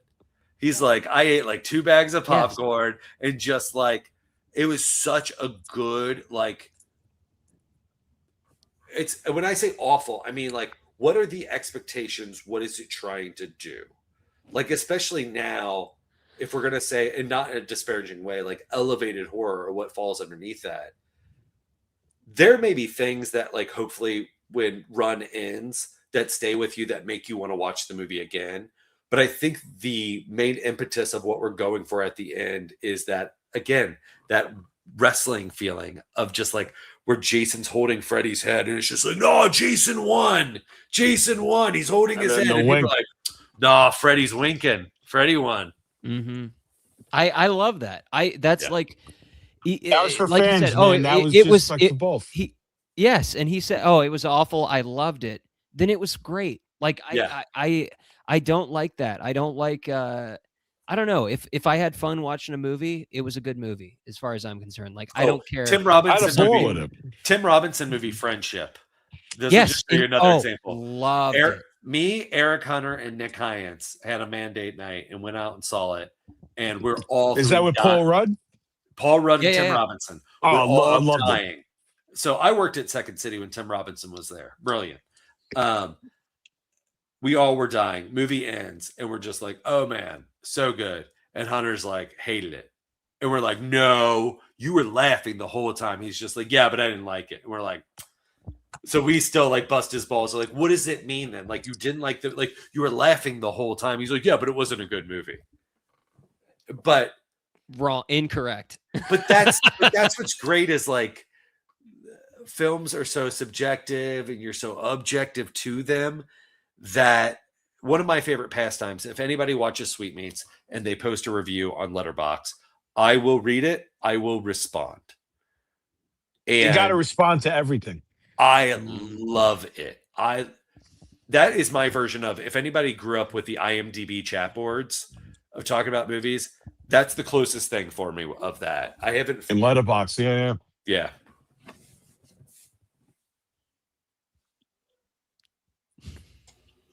Yeah, I think having that feedback, as well as, you know, we do this a lot with the podcast. We'll have it where not everybody on the panel agrees on if like we give it a score usually, everywhere from 1 to 10.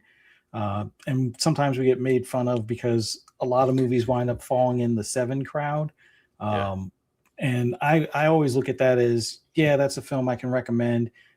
I may have been frustrated yelling at some of the characters for something silly they did or something like that, but I'll watch it again. Or if it's on the TV, it's not like I'm gonna be like, oh, turn that off, it was terrible. No, it's rewatchable. You would recommend it to friends. Great popcorn movie.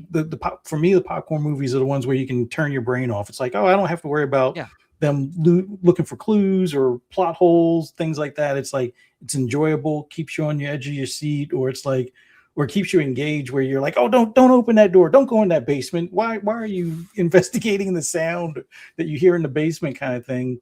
You know, those are always those fun movies. But, you know, as a panel, it's like sometimes I'll say my quip about it, and it's like I wind up giving it like an 8 or so, and then Fee will give that same movie a 2 and be like, oh, I had it figured out in like the first 5 minutes and this, that, and the other thing. And it's like, well, could you at least enjoy the film? Like, what about like, what was your favorite kill or something along those lines? And then it'll be the same thing flipped in reverse, where she'll enjoy a movie.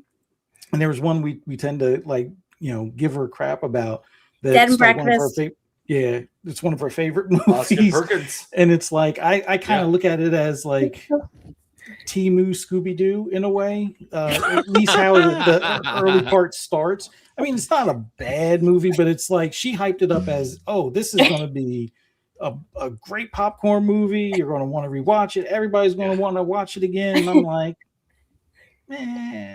it's all right. And it's like, but it's all about like, especially horror sets like timelines of just like, well, when did you see it? Who were you dating? What headspace were you in? What was your musical flavor of that time? And it's like sometimes there's those nostalgia goggles where I'll go back and like Hills Have Eyes Part 2. The original? Yeah. Oh yeah. Sorry. OG with the dirt bikes. Made the same year as A Nightmare on Elm Street. I love Wes Craven, even all of his faults. Making A Nightmare on Elm Street, which is one of the most innovative movies in film / horror, an indie film, and also making The Hills Have Eyes Part 2 of just being like, I don't know, maybe there's a dirt bike team that rides through. Like it's like so like formulaic for like a movie, and there's no like art being the reason why it exists. It's just a movie to be a sequel and to excite you and not bore you because you already know what the story is. Like being a filmmaker like that is, I love those two. I have a thing with The Hills Have Eyes, the original. Now, I love Michael Berryman. I love that.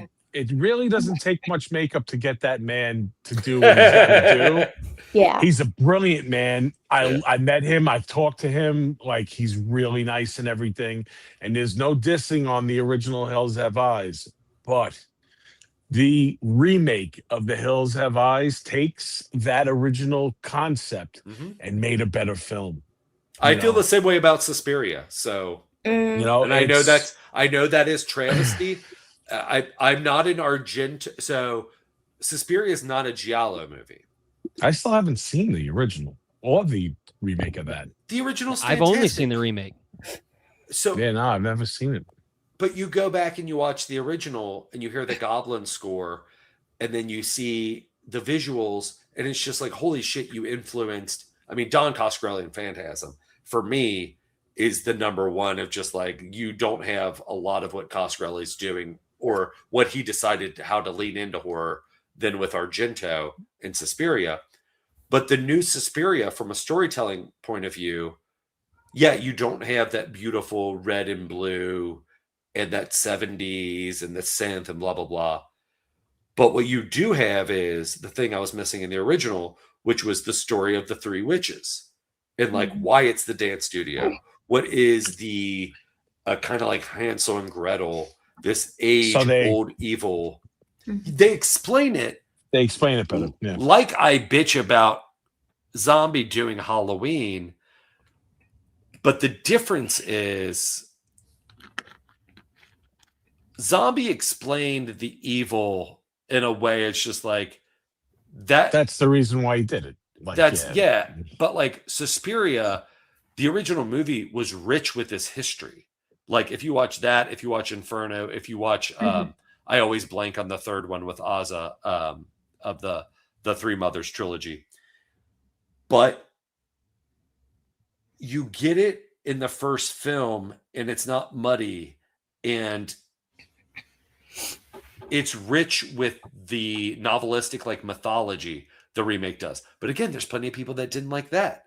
So I don't know. It's an interesting, like, I don't hate the Elm Street remake with Jackie Earle Haley, but I mean, really super underrated. I think I agree. I love the micronaps. I love the Pied Piper. That seems like something that would be 100% in one of those sequels.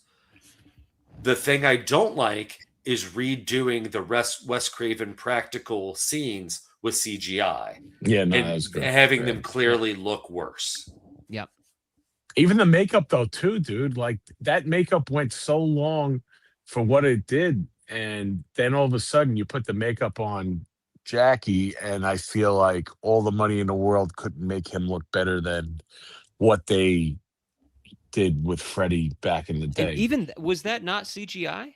Part of it is. Part of it is. Part of it. Yeah. Yeah. Practical always wins. Always. Like and that just is what it is. But as great as Jackie is in Watchmen, and kind of that character, I mean, kudos to Robert with the gunslinger pose and the physicality and just everything that he brings, like this James Cagney quality where he wasn't a gangster or mafia guy with stiff shoulders.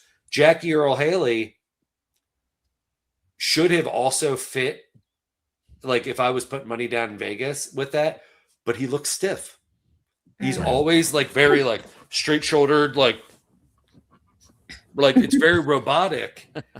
And it's like, okay, I feel maybe this is why we just shouldn't do Elm Street. Like do a new, like, okay, someone else play with dreams in a different. The dream world is a big world, and the Elm Street, the craziest thing they've done is a Freddy phallic snake in Elm Street 3. Like beyond that, dreams have been pretty tepid with what we can do with technology. Well, that is Black Phone 2 tried to do that. Yes, tried to go Freddy. And I loved it, but it didn't.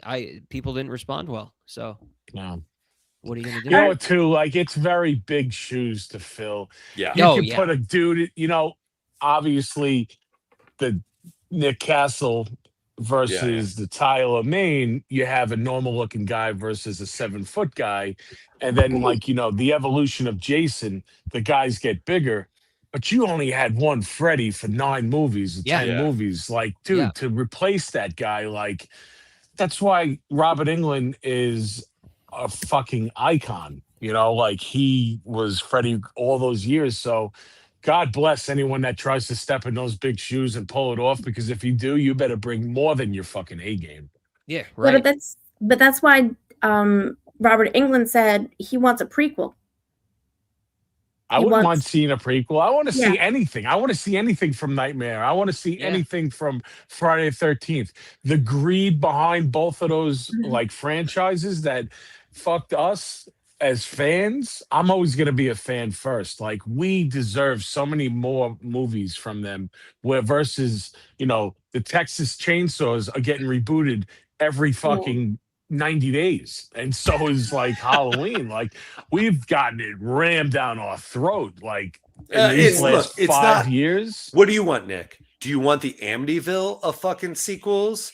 Or do you want, I mean, honestly, okay.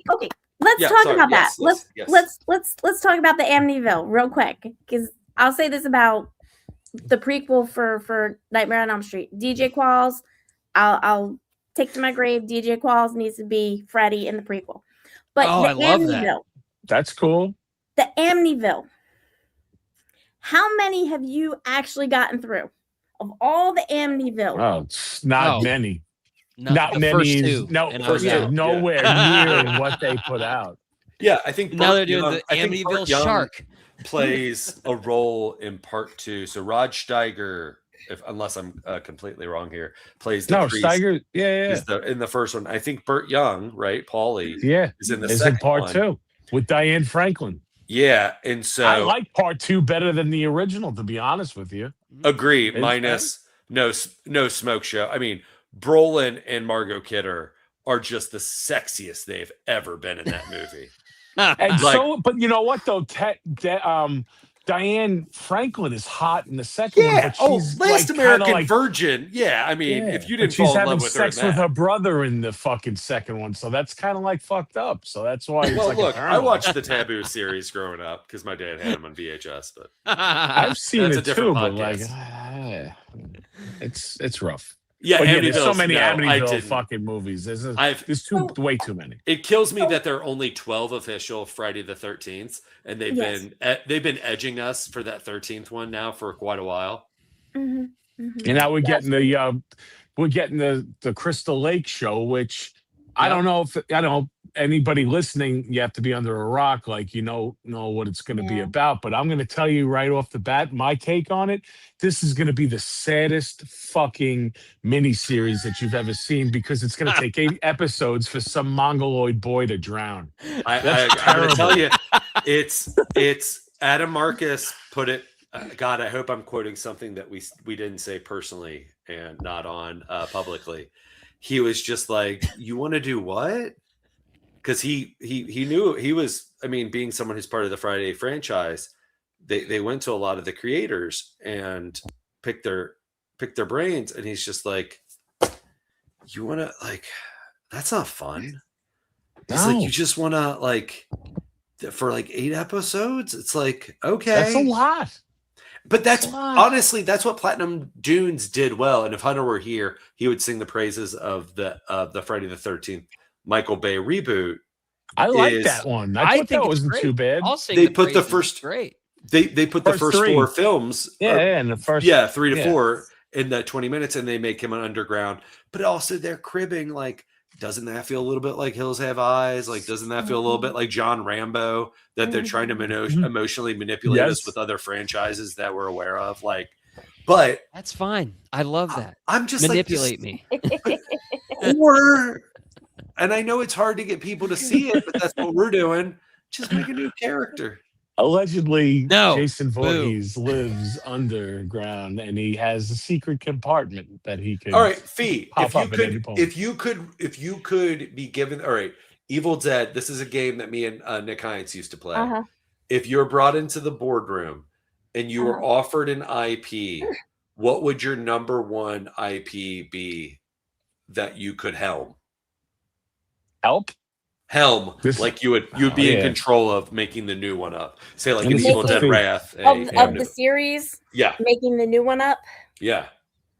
I mean, I would probably do the prequel to Nightmare on Elm Street. I Mhm. probably With DJ would do Qualls? that. Even though we've seen it. I don't really think we have. I think we No have More seen it. Mr. Nice Guy, directed by Toby Hooper. Yes, it's No. got flaws, No, but it's there. Freddy's Dead for a good portion of the fucking movie is a prequel. but I mean, that But not right, enough. The New Nightmare Yeah, movie with doing Jackie a Earle full Haley prequel. I agree. okay, I don't own that with last the one. Kragan. No, I don't own that he has a daughter. I'm gonna be honest with you. Oh, Freddy's Dead. Okay, yeah. Yeah, that was a fever dream. Oh, I I'm think- a Peter Jackson. Look, I love Never Sleep Again. I mean, I way more than that. But like the Peter Jackson proposed script that Mike DeLuca passed on when Rachel Talalay and him made Freddy's Dead, which was what if Freddy it's so meta, got tired and he's in the dream world and kids on Elm Street are purposely falling asleep to go beat the shit out of him. And then he accidentally kills a kid and then he gets his power back. That is, talk about like greatest movies never made or best movies never made, which is a fantastic podcast. Yeah. That I would love to see. That is what I think Robert should do, is Old Man Freddy. But you could also do But with there what was a fan framework? film. Sorry, with a There was fan a- film, the fan films, yeah. Yeah, so there was a fan film where it was Dylan's New Nightmare. Yeah. I don't think that would be a bad one either. Has anybody seen that one? Yeah. I heard about it. I haven't seen it though. Mm-mm. I No, It just- no. actually it was But for actually me, good. it's like Never Hike Alone. Womp Films, who made the Never Mhm. Hike Alone series, who've supported us with Run. Like they've literally shared our stuff, and I've literally talked shit about their movies on multiple podcasts. Mhm. Not about the quality, but I hate as a filmmaker who's trying to find a budget for original things, even though they're very nostalgic, Mhm. that people are just like, oh yeah, Friday the 13th movies suck. I wish they were better and in the snow. Let's give millions of dollars, or let's give a lot of budget to a fan film. It's like, or you could fund new IP. Like you could make Yeah. the new thing. And I know that's a lottery and a gamble, but But isn't that what life is? A lottery and a gamble? fuck you, Nick Chris. All you need is a dollar and a dream. Yes, I I mean- mean, yes, I agree. But like, yeah, like that's why it's like, oh, what if we did this? What if this person? That's what we're doing now with Hugh Jackman in the Wolverine role. Is we're relegating him to like Robert Englund being like, no, Yeah. don't stop being Wolverine. Just keep being Freddy. Mhm. I mean, I agree. I love I Elm Street. personally, I love it. I'm a big fan of nostalgia. I want what a would you billion redo? more. What would I redo? Yeah, no, not redo. Or but take the like, helm of? Yeah, what would you take the helm of? Well, I always say I would love to do a prequel to The Warriors from '79, but Yeah. if we're talking horror specifically, I'd like to take up the Leprechaun series and just see what I can do with it. That'd be sick. Thank you. I think it'd be great. Fuzzy. Underserved films. What are you doing? If it's horror, what are you taking the helm of? Ooh, for me, because I'm a zombie fan, I would like to kind of reboot the reboot of 28 Days. Oh, okay. I love the first one. I was fine with the second one with 28 weeks. 28 years later, I won't say it was a bad film, but I don't think it felt like it was trying to recapture the energy of the first one. But Where does Bone Temple fall in? Yeah, the Yeah. Bone Temple one, and then whatever the one that came right after it, or maybe Bone Temple was the fourth one. I think After Bone that. Temple was the fourth one. Okay, those two have a similar feel to them, but it didn't have like the story like, hey, let's try to get the heck out of Dodge kind of thing and regroup, and then have these obstacles to come across.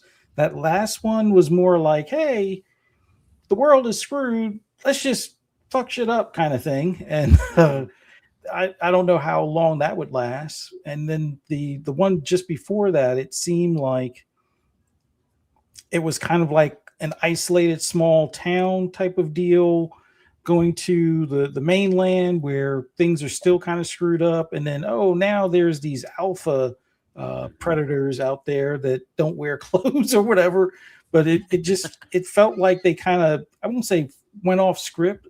I would have been more accepting of, hey, they encountered more regular humans that have been surviving amongst those alphas or whatever, and now they're trying to take over that island, as opposed to a father's rite of passage for his son kind of thing. So I don't know. I think I would go with a story that's more in between like 1 and 2 than what they did. But it's not that to erase those other ones. It's just that I want to see more carnage. I want to see what the limits are of these rage infected, zombies or whatever you want to refer to them as.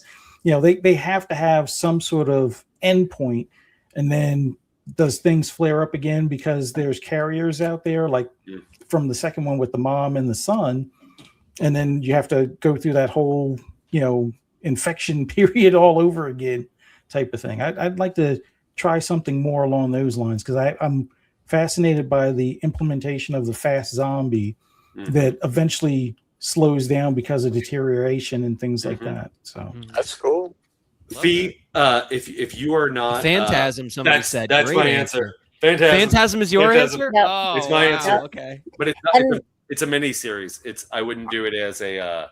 I wouldn't want to do it as a film. I want to do it as like a Netflix miniseries. But Fee, Right.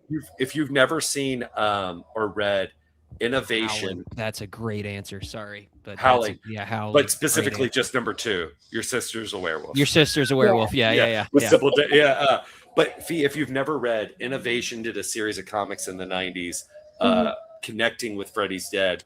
They did a continuation of the Alice Johnson storyline in Jacob, which is fantastic. That gives some prequel. They bring in Neil, Dr. Neil Gordon from part 3. But they also did, it was only 2 issues that was supposed to be a whole series, but it got canceled because it didn't sell well. It's a continuation of Freddy's Dead, where she connects with Alice and she's with Tracy and she goes back to Springwood.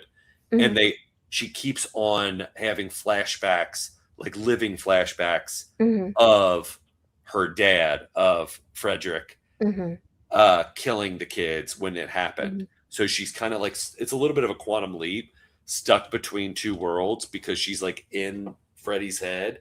It's a great comic series that unfortunately doesn't end because it was canceled. But Innovation, if anybody's listening, they did a Child's Play run. They did, I think, a Psycho comic book in the 90s. A beautiful artwork, and just really just cool extending stories from these franchises that we were like hungry for, that I think they might be digitally online somewhere nowadays. Yeah. I have 4 things that I would like to be relived again or go back to. My first would be Creepshow. Yeah. Fuck Creepshow 3. Make a real fucking sequel of Creepshow with the 4 stories, maybe even intertwine them to come in at the end.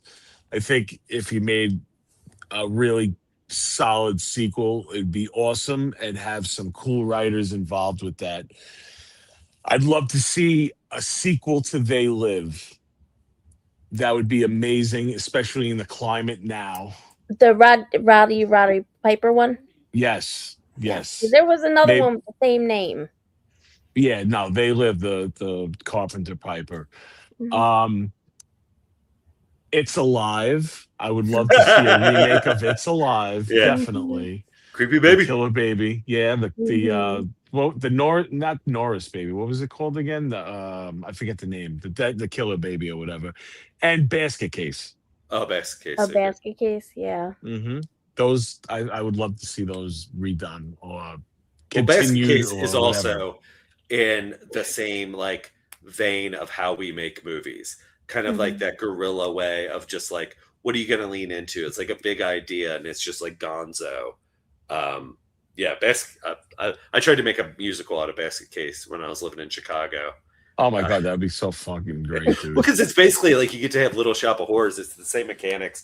The guy Absolutely. carrying around the basket or carrying around the plant, and you can have him Yeah. puppet it. Yeah.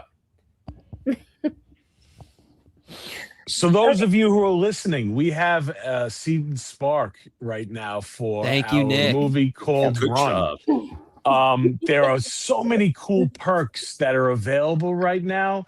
If you want to be in front or behind the camera, even just to help us out for a day of filming, whatever the case may be, check it out. There's a whole campaign that's going on right now. We're so close to getting this greenlit. So If please, you donate, if you pitch in 5,000, you can have my job and my writing credit. I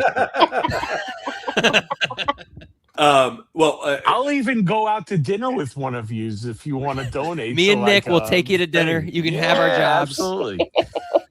There's So- this killer Mexican place that they introduced me to by like the seaport over there. I'll go to. Cancun, yes, sir. There we go. But, We'll like, go to what- Cancun together. What Nick is saying is like we have basically 5 days come tomorrow, and we're at 9,000 of our 15,500 that we have to get for minimum to make the movie. If anybody's been listening, if anything that we said sounds interesting, you don't even have to kick in. It's again that like the barriers of what you can do to make a thing come to life.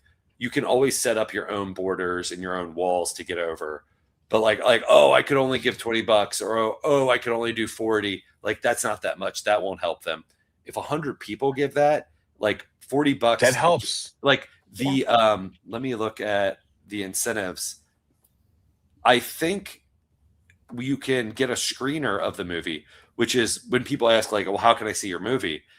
When this movie is made and we're ready to send it out, you will get the screener link before anybody else. Let's see. I mean, $20 Online bucks. screener Shit, I'll give is you a like- hand is job if you want to $50. fucking continue. We have the new. Hey, we have the just new met our hand goal, job Nick. tier. Yeah, it looks interesting. But yeah, take a look at it. Like we're talking about, like Giovanni Freza, how crazy the poster is going to be. If you have more coin in your pocket and you're able to, you can have your name on the poster and be a producer synonymous with these other names, be on IMDb or $20, $40, whatever. If you want to see the movie for $50, you get an online screener. If you want it on VHS, we have that with Ultimate Home Video. VHS is the thing right now. It's Or- out again. You know, I think it's doing it. $60. It's the limited edition number double feature that you'll get Casually Cool, the movie. Yeah, this sounds like such like a QVC. Casually Cool, the horror, the mystery murder comedy, and you'll also get Run. It's a double disc with special features you're not going to get anywhere else. So you're not donating, you're contributing, you're getting something, and you're basically in essence making a movie. You are the studios. You are the studio. And we already have about 14 sequels lined up, so please fund this first one. There's Run and Hide. There's Rerun, which is the third one. The E in Rerun is a 3. If that sounds good to you, I did pitch. This has not been discussed, but I did pitch in the last interview we did doing a run with Jessa Flux and Monica Keena. We're gonna get both of them in the 8th one. I think they should That'd be finally. We could maybe bring to life the idea that I know has been pitched around for years. After the Expendables came out, some people have tried. All the Final Girls, yes. Right? Some people have tried to bite that apple. A 13 Fanboy that Deborah Voorhees did was supposed to be the Friday the 13th, and through difficulties of filmmaking, that ended up being the final product wasn't the idea of. They're like, what if we could bring Heather Langenkamp? What if we can bring Adrian King? What if we can bring all the living Shelley Duvall at the time, all the living Final Girls, and make them go against one entity? I think Run, we could literally bring back all of these Final Girls for a movie and basically go after their accuser or go after their abuser. Like we could make a whole movie is literally from the other angle of this universe and have these women of varying ages, like life experiences through almost like a First Wives Club movie. Yeah, no, it's Get John revenge Wick. on It's Run. Joan Wick, and it's Joan they're just Wick. beating the Joan shit out of Wick. Andrew, that poor guy. Yeah. Well, I mean, it's also what's Tarantino Death Proof, but yeah. Oh yeah. Yep. I love that movie. Yep. Look, if You you know, he could tried to see it, it's disown it. tattooed. It's tattooed on my hand. Oh, there you go. Yeah. Did you know that Tarantino tried to disown that one? it's my Really? least. It is my least favorite. I mean, I love that one. I Me like too. it. Seeing it in the double feature in the Grindhouse. He talks about it like filming it left hand. I think his dialogue's not strong with that particular cast. I think Kurt Russell is fantastic, but the more and more I watch the movie, the more and more I'm like, oh, Rodriguez and Tarantino are guys who make choices. So the fact that that movie feels like two movies put together, I don't know if Russell is the same character in both halves of just Death Proof. I don't know if I'm making a statement that has never been talked about or like crazy. I don't think he's Stuntman Mike in necessarily just that one movie. Because the second half of the movie, I think he's a character. Like there's a title change also, and the movie looks different from the beginning to the second half. I think Tarantino somewhere has it notated that Kurt Russell, like a Rick Dalton, where he wrote a whole film book.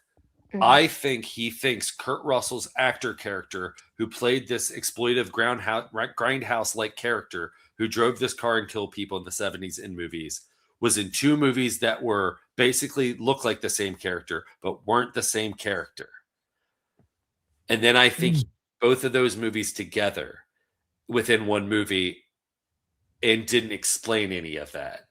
And because I think Kurt Russell being the character he is in the first part and then being the whiny bitch that gets his ass beat, it's not the same. And it's funny. Yeah. But I think within one movie, it's also the same, like Octavia Spencer and Ma. Talk about buy-ins, and you love Elm Street. Yeah. We talk about this while writing and making movies all the time with Hunter and Hyance and now Gage. Hat on a hat on a hat. Horror movies especially have a buy-in. Elm Street, I think, has one of the greatest openings. It sets the rules.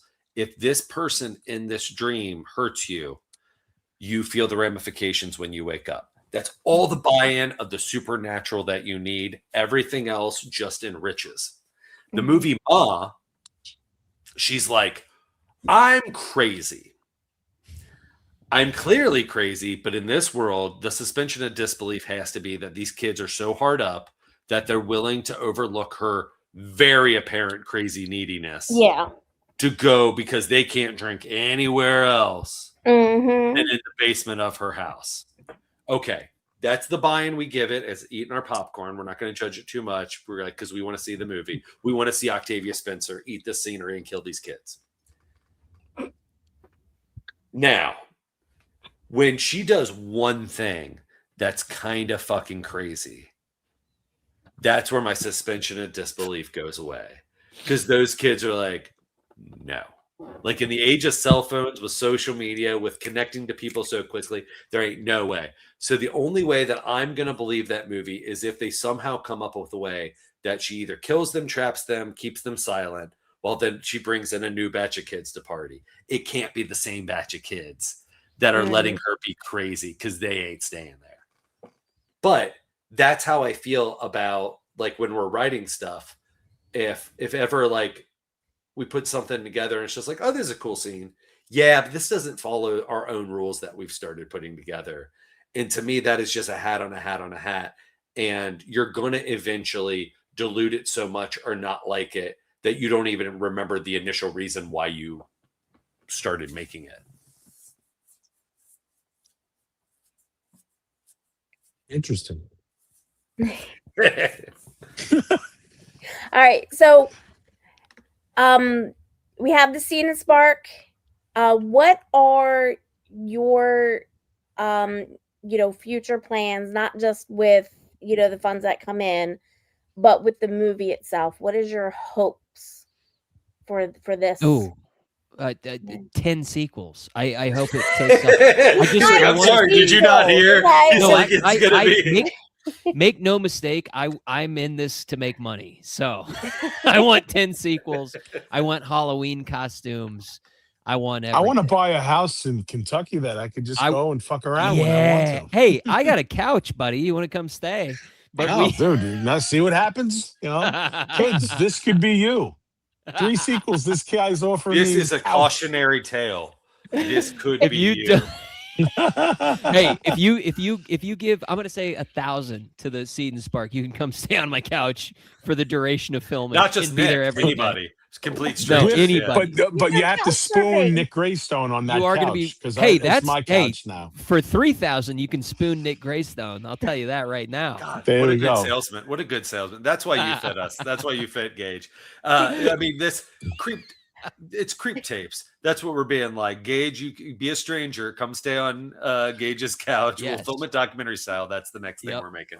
Yeah. Kids, I gotta head out. But Okay. See ya. I'm gonna Good let to you see you again, guys buddy. take the helm. Yeah, it's always a pleasure, guys. Oh, I think we're running 2 hours and 19 minutes. I Yep, think yep, we're yep. coming to a. Yep. But no, not because I haven't loved it. But thank you, Nick. Thank you for always. No, thanks for inviting me. singing It our was praises. awesome. I love you all. Yeah. Thank you. I'm just gonna give a shout out real quick and a quick plug. Check me out on Primal Scream with Nick Greystone. Google me, Nick Greystone, Graystone, and at Nizza6, part Motley Crue, part Wu-Tang, NZASIXX. All right, kids. I'll talk to you later. And we're gonna I'll have let some you- Scar. We're gonna be having some Scar singles be coming out soon. Within the Oh, next, fuck I would those say, guys. They don't need anything like that. like within the next 4 months, we're gonna probably have a single from Casually Cool be dropping. Absolutely. So, Yeah, I'm finishing that up right now. Nick, is it okay if I put your Instagram in here? Please put everything. Okay. Mhm. My No, measurements. don't share my openly public Instagram profile. I want no one to come there. And if you guys push and you get 10 likes on a OnlyFans suggestion, I'm all yours. Later, kids. See you, Later, buddy. Nick.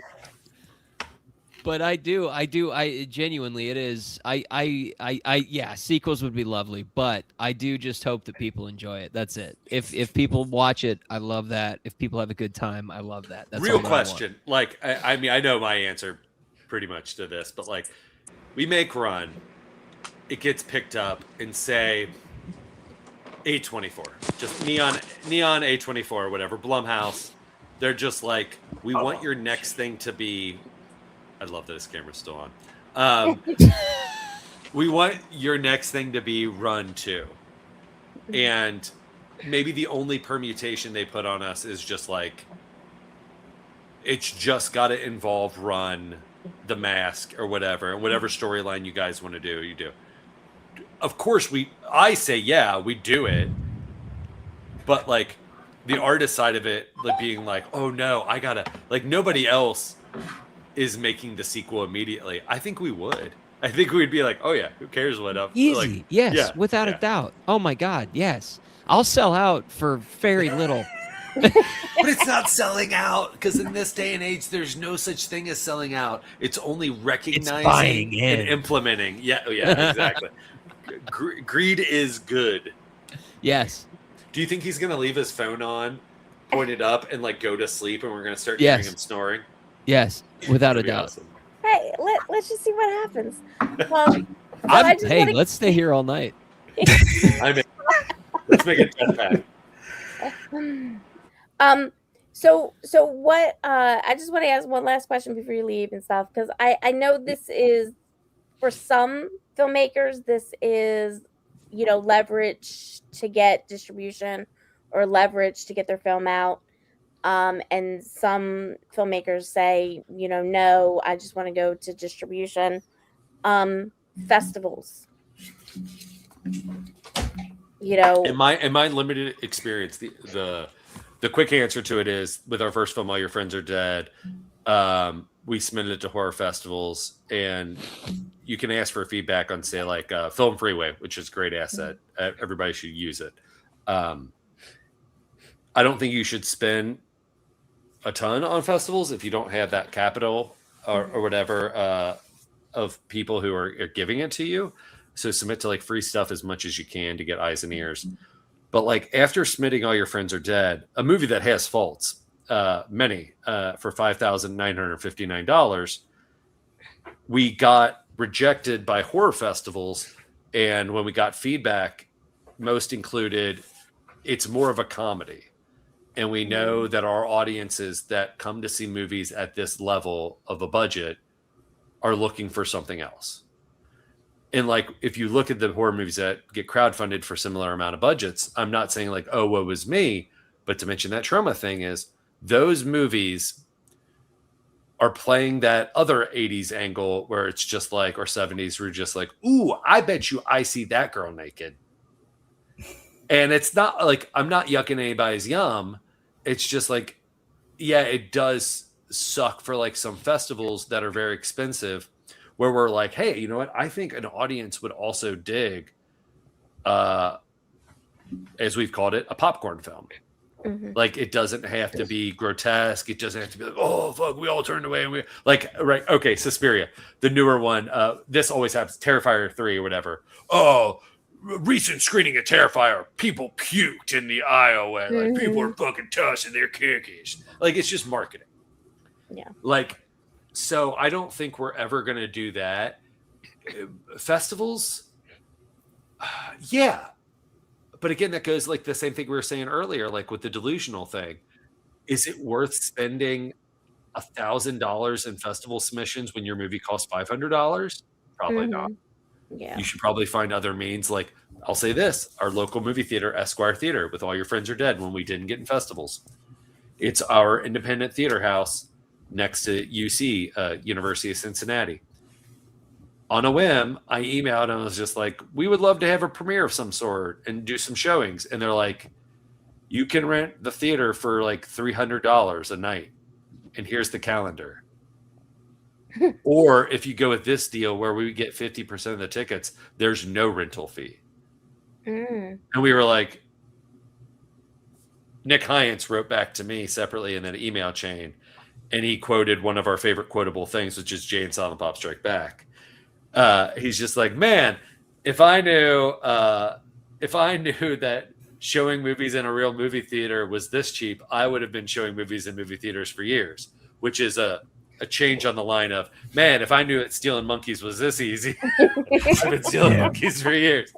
And we do that like with that. And it was just like, there is a legit, like, there's a difference to what it does to the optics of the people who see it, which is uplifting and amazing. If you've never seen a thing that you've been in or a part of creating in a movie theater, there's nothing like it. That validation to your own soul, to the people who are there. We got to see a screening with people that we didn't know, who didn't know us, and that was awesome. So I say that, like, you talk about YouTube and all this, yeah, put your stuff out there. But if you all can scrape or get a good deal with like a local theater or something, that's what I think you should do. Then festivals, if it's gaining momentum in that way, then maybe. But the biggest thing is like starting your audience. And I think there's a lot of gatekeepers with festivals. I'm not completely against it, but it's a lot of money for a lottery situation, which personally, I don't love putting my fate into 100% in anybody else's hands. Makes sense. Yeah. So with all that said, I do go topless and run. So if that helps. Despite a court order that said he's not allowed to be topless. It's guerrilla filmmaking. It's called abuse, Gage. That's what it is. It's not. Me topless. It's predatorial.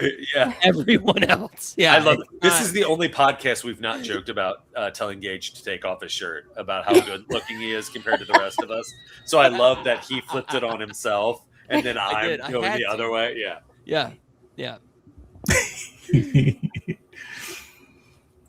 So we have the Seed and Spark in the chat, guys, and we also have it in the what do you call those? Description. I'm sorry. And what's that thing? A movie? We've been together almost 30 years, and this is why I have him around, because he finishes my sentences for me. There you go. I once described a table as being like, we put the drink down on one of those like this. And so there's a select group of people who've been with me since I did that. They're just like, oh, you mean a table? Because there was no other way to describe. I also put in the description the Fangoria article and also the Fox 19 news interview. Mm-hmm. Thank you so much. Yeah, so if you feel like we've not sold you yet on it, I know, times are difficult money wise, but if you are able to plan like where you're going to spend some coinage for your entertainment kind of in advance and be like, okay, for October 2027, I'm going to pre-order that thing in some way now. Do that because you're going to see that money on the screen and your name's going to be in a movie again that is going to be like, I'm going to thank everybody who gives us money in the credits. Like that's not listed on the thing, but it's what we do. So if it matters at all to have that weird tie into history, I know it does me. Like, as dumb as it sounds, the day that we got added to Troma's Wikipedia for their filmography, like in production, I was just like,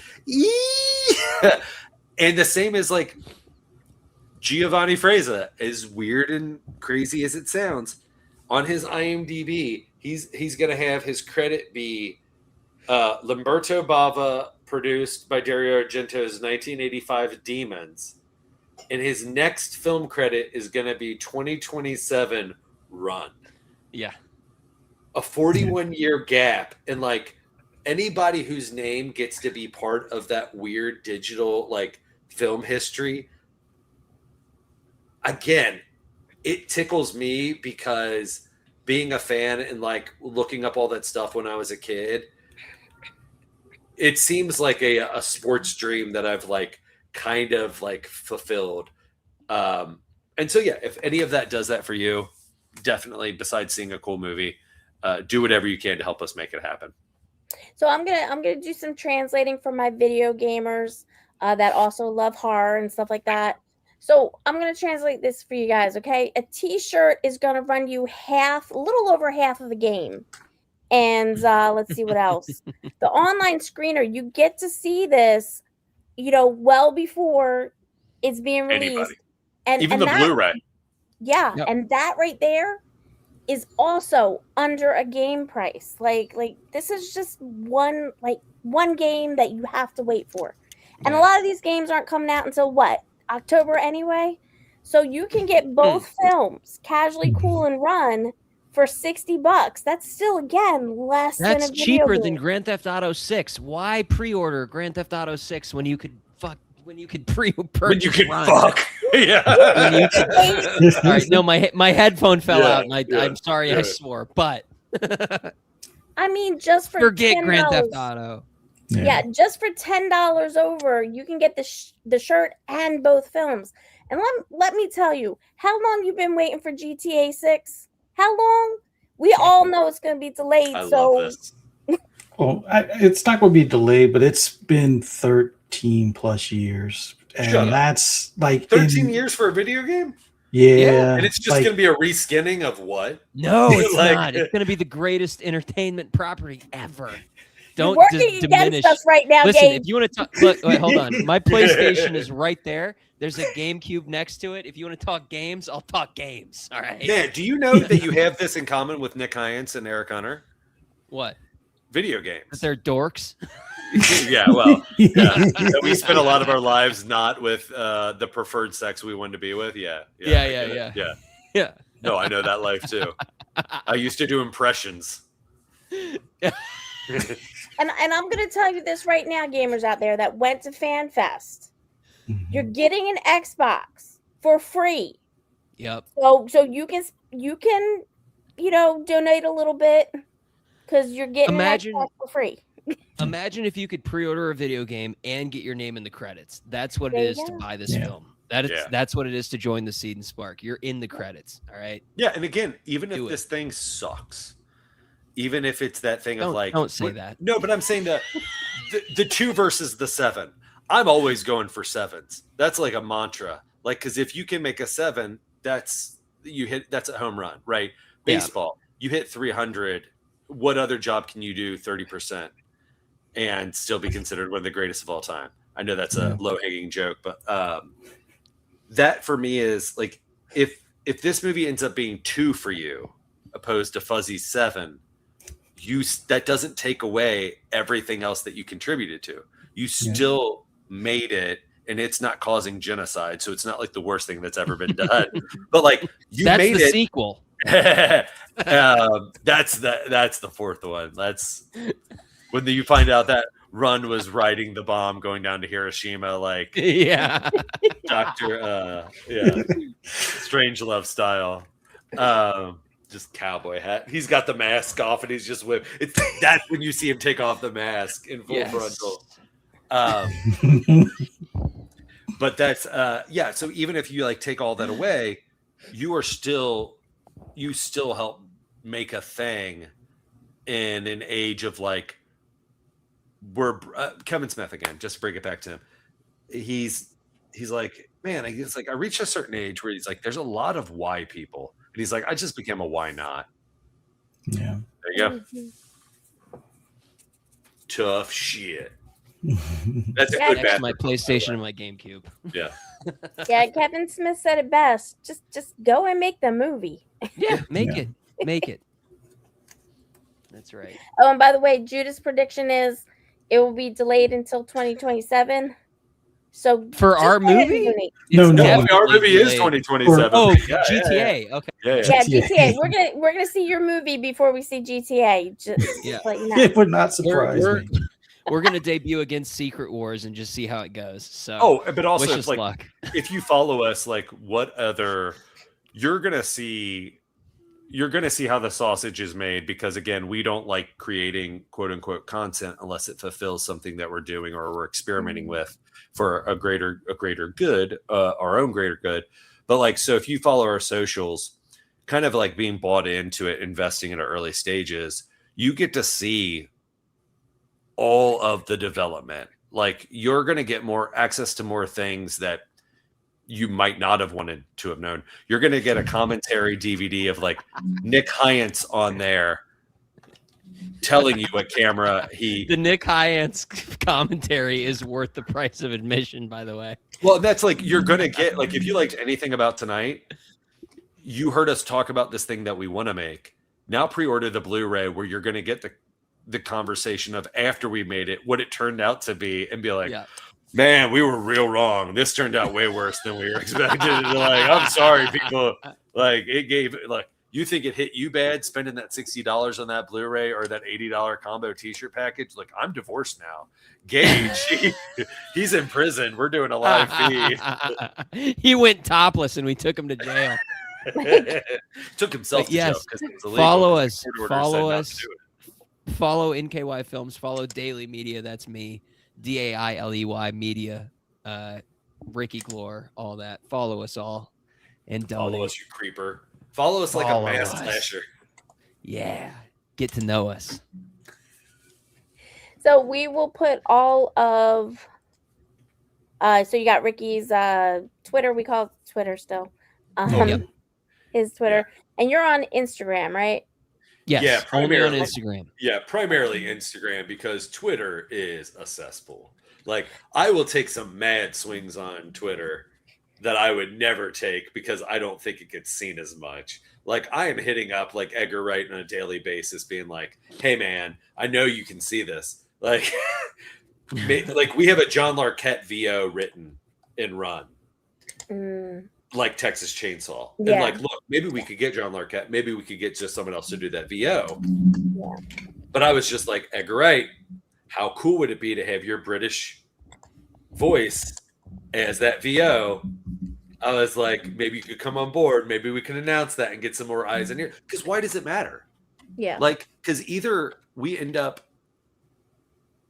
like, he responds, he doesn't respond, he's not in that or whatever. We're still going to make the movie. And what I think there's ever going to be a point where I'm walking a red carpet and they're just like, Edgar Wright, Ricky Glore's right there. Remember that one time he tweeted you in 2026? It's just like, no. So what do you have to worry about? Unless it's going to cause somebody harm, swing for the fences wherever you live. Amen. Speaking of Tony Robbins. Fuzzy, are you putting the other one in? Yeah. Okay. So yeah. But yeah, we will just keep up, running this and stuff like that. I will say we get a lot of impressions off of Twitter, more so than Instagram. Good.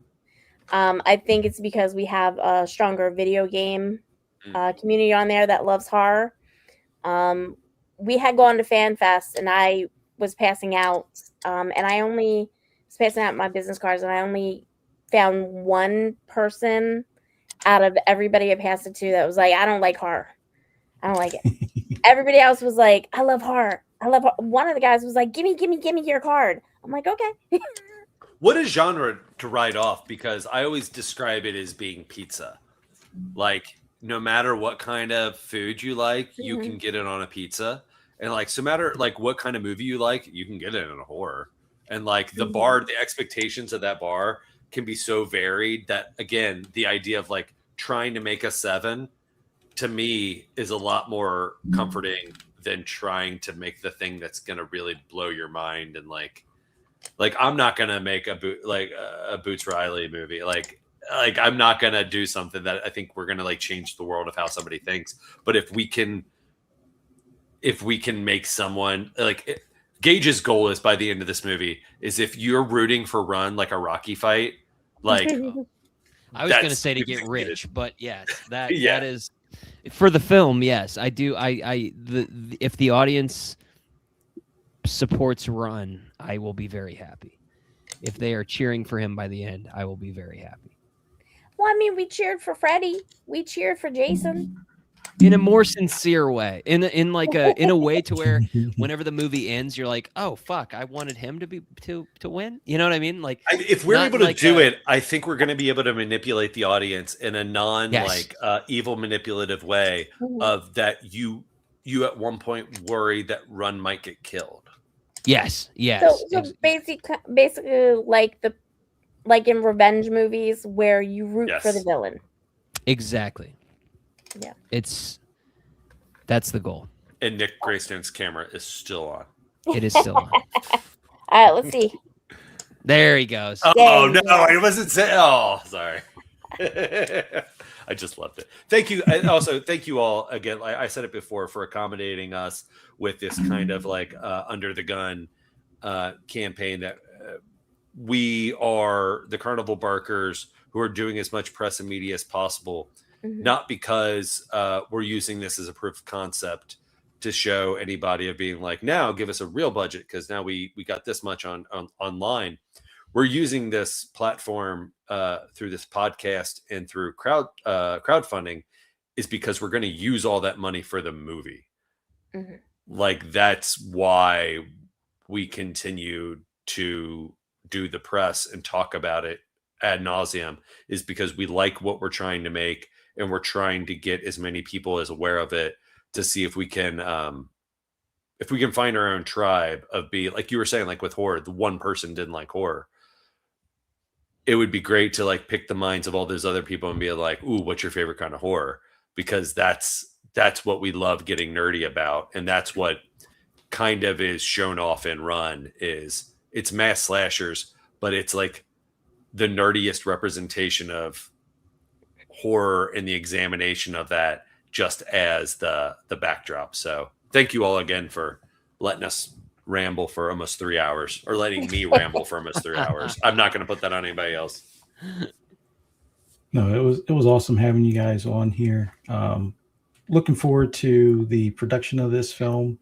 More than likely we'll do some backing after this podcast, but love Swine and Dine and well, not Swine and Dine. No better title. Swine and Dine is a better title. Holy shit! Is that a movie? Do we need to buy that website?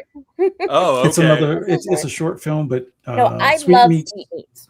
Yeah, Thank you. Sweetmeats. I love the comedy aspect of it, and the one character, I think it was Jerry, was the character that we didn't. Well, we're not going to do spoilers on this one either. But Yeah. yeah, we Yeah. definitely like that. Jerry Timmy's playing that. He's playing that harp again and Run as Hyde. So if you liked Timmy and Sweetmeats as Jerry, you are equally gonna love that guy. Like just the vibe, the personality that he brings. It's nice that Timmy is such a good actor that I can just give him dialogue and a character and he can exude that. But he also signs on to movies like this because of the heart and humor that we are infusing, that it's not just a two-dimensional character, because it could very much, his character could be like a Bradley Whitford from like Cabin in the Woods. Yeah. On the offset, if you're reading it on paper, it kind of looks like that. But knowing what Timmy brings and what this character is and why he's saying yes to the project. One spoiler, I can't remember what the name of the archetype is, but the archetype of like American Mary in Audition, that female BDSM, Timmy's wife, Tara, who is from Ireland, Irish, brogue and all, is playing his boss at the hack and slash offices who does not respect personal boundaries. And that's all I'll say. So I am looking forward to that, showing that side of horror, right? Representation of females with agency. Again, it's not a thing that's like a plot in the movie. It's just, if you see it, you're just like, oh, I know what they're doing here. Like that's what this is, but it's still a scene that like functions in the movie. So thank you again. Getting to talk nerdy about horror. Awesome. Awesome. Fee, any last things? Or actually, Gage, did you want to do any other additional plugs or any other mentions? Just Instagram. That's all I have. It's just Daily Media, DAILEY Media on Instagram. You can see everything I have going on. So the singularity. Yep, that's it. And you are welcome to come back on halfway through production, after production, whenever you guys. Cypher, so Silent Cypher, he is one of our panelists and stuff like that, and he's the one who said, "Hey, Ricky was, advertising and stuff like that," and I was like, "Yeah, cool," but unfortunately, due to his scheduling and stuff like that, he was not able to be on, and he was very disappointed. I thank him for also, he before we scheduled this, like I said, very quickly, he was supporting the project, and that was from Twitter, from X, and it's hard to keep a manage of who are the communities here on this social media platform, who are the communities here, and it's also hard because algorithmically, figuring out how to post and connect with people that you're already connected with, and those messages not getting buried or those things. And so recently he was just like, oh, holy shit. He's like, this looks amazing. And I'm just like, we've been doing so much prep. Like how is this not come across? But that and that's why you got to keep grinding too. Yep. So we've had ups and downs too. We had one of our podcasts go up close to 800 views, and it only got less than 200 impressions off of Twitter. So and then we found out that MSN.com was advertising it for us because it had spoilers in it.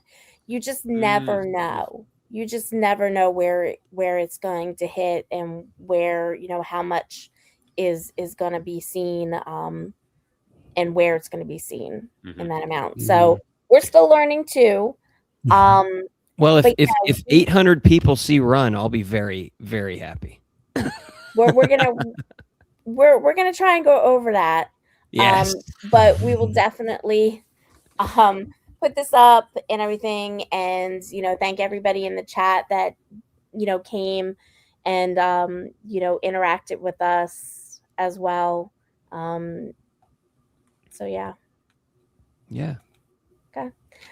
So we will see everybody next Friday for another live show.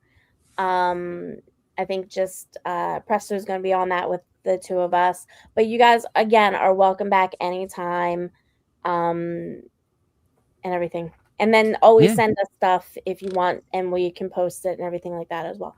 Absolutely. Thank you so much for having us. This was a great time. Yeah. Bye. Have a great night. Bye. Bye, Bye, everybody. everybody.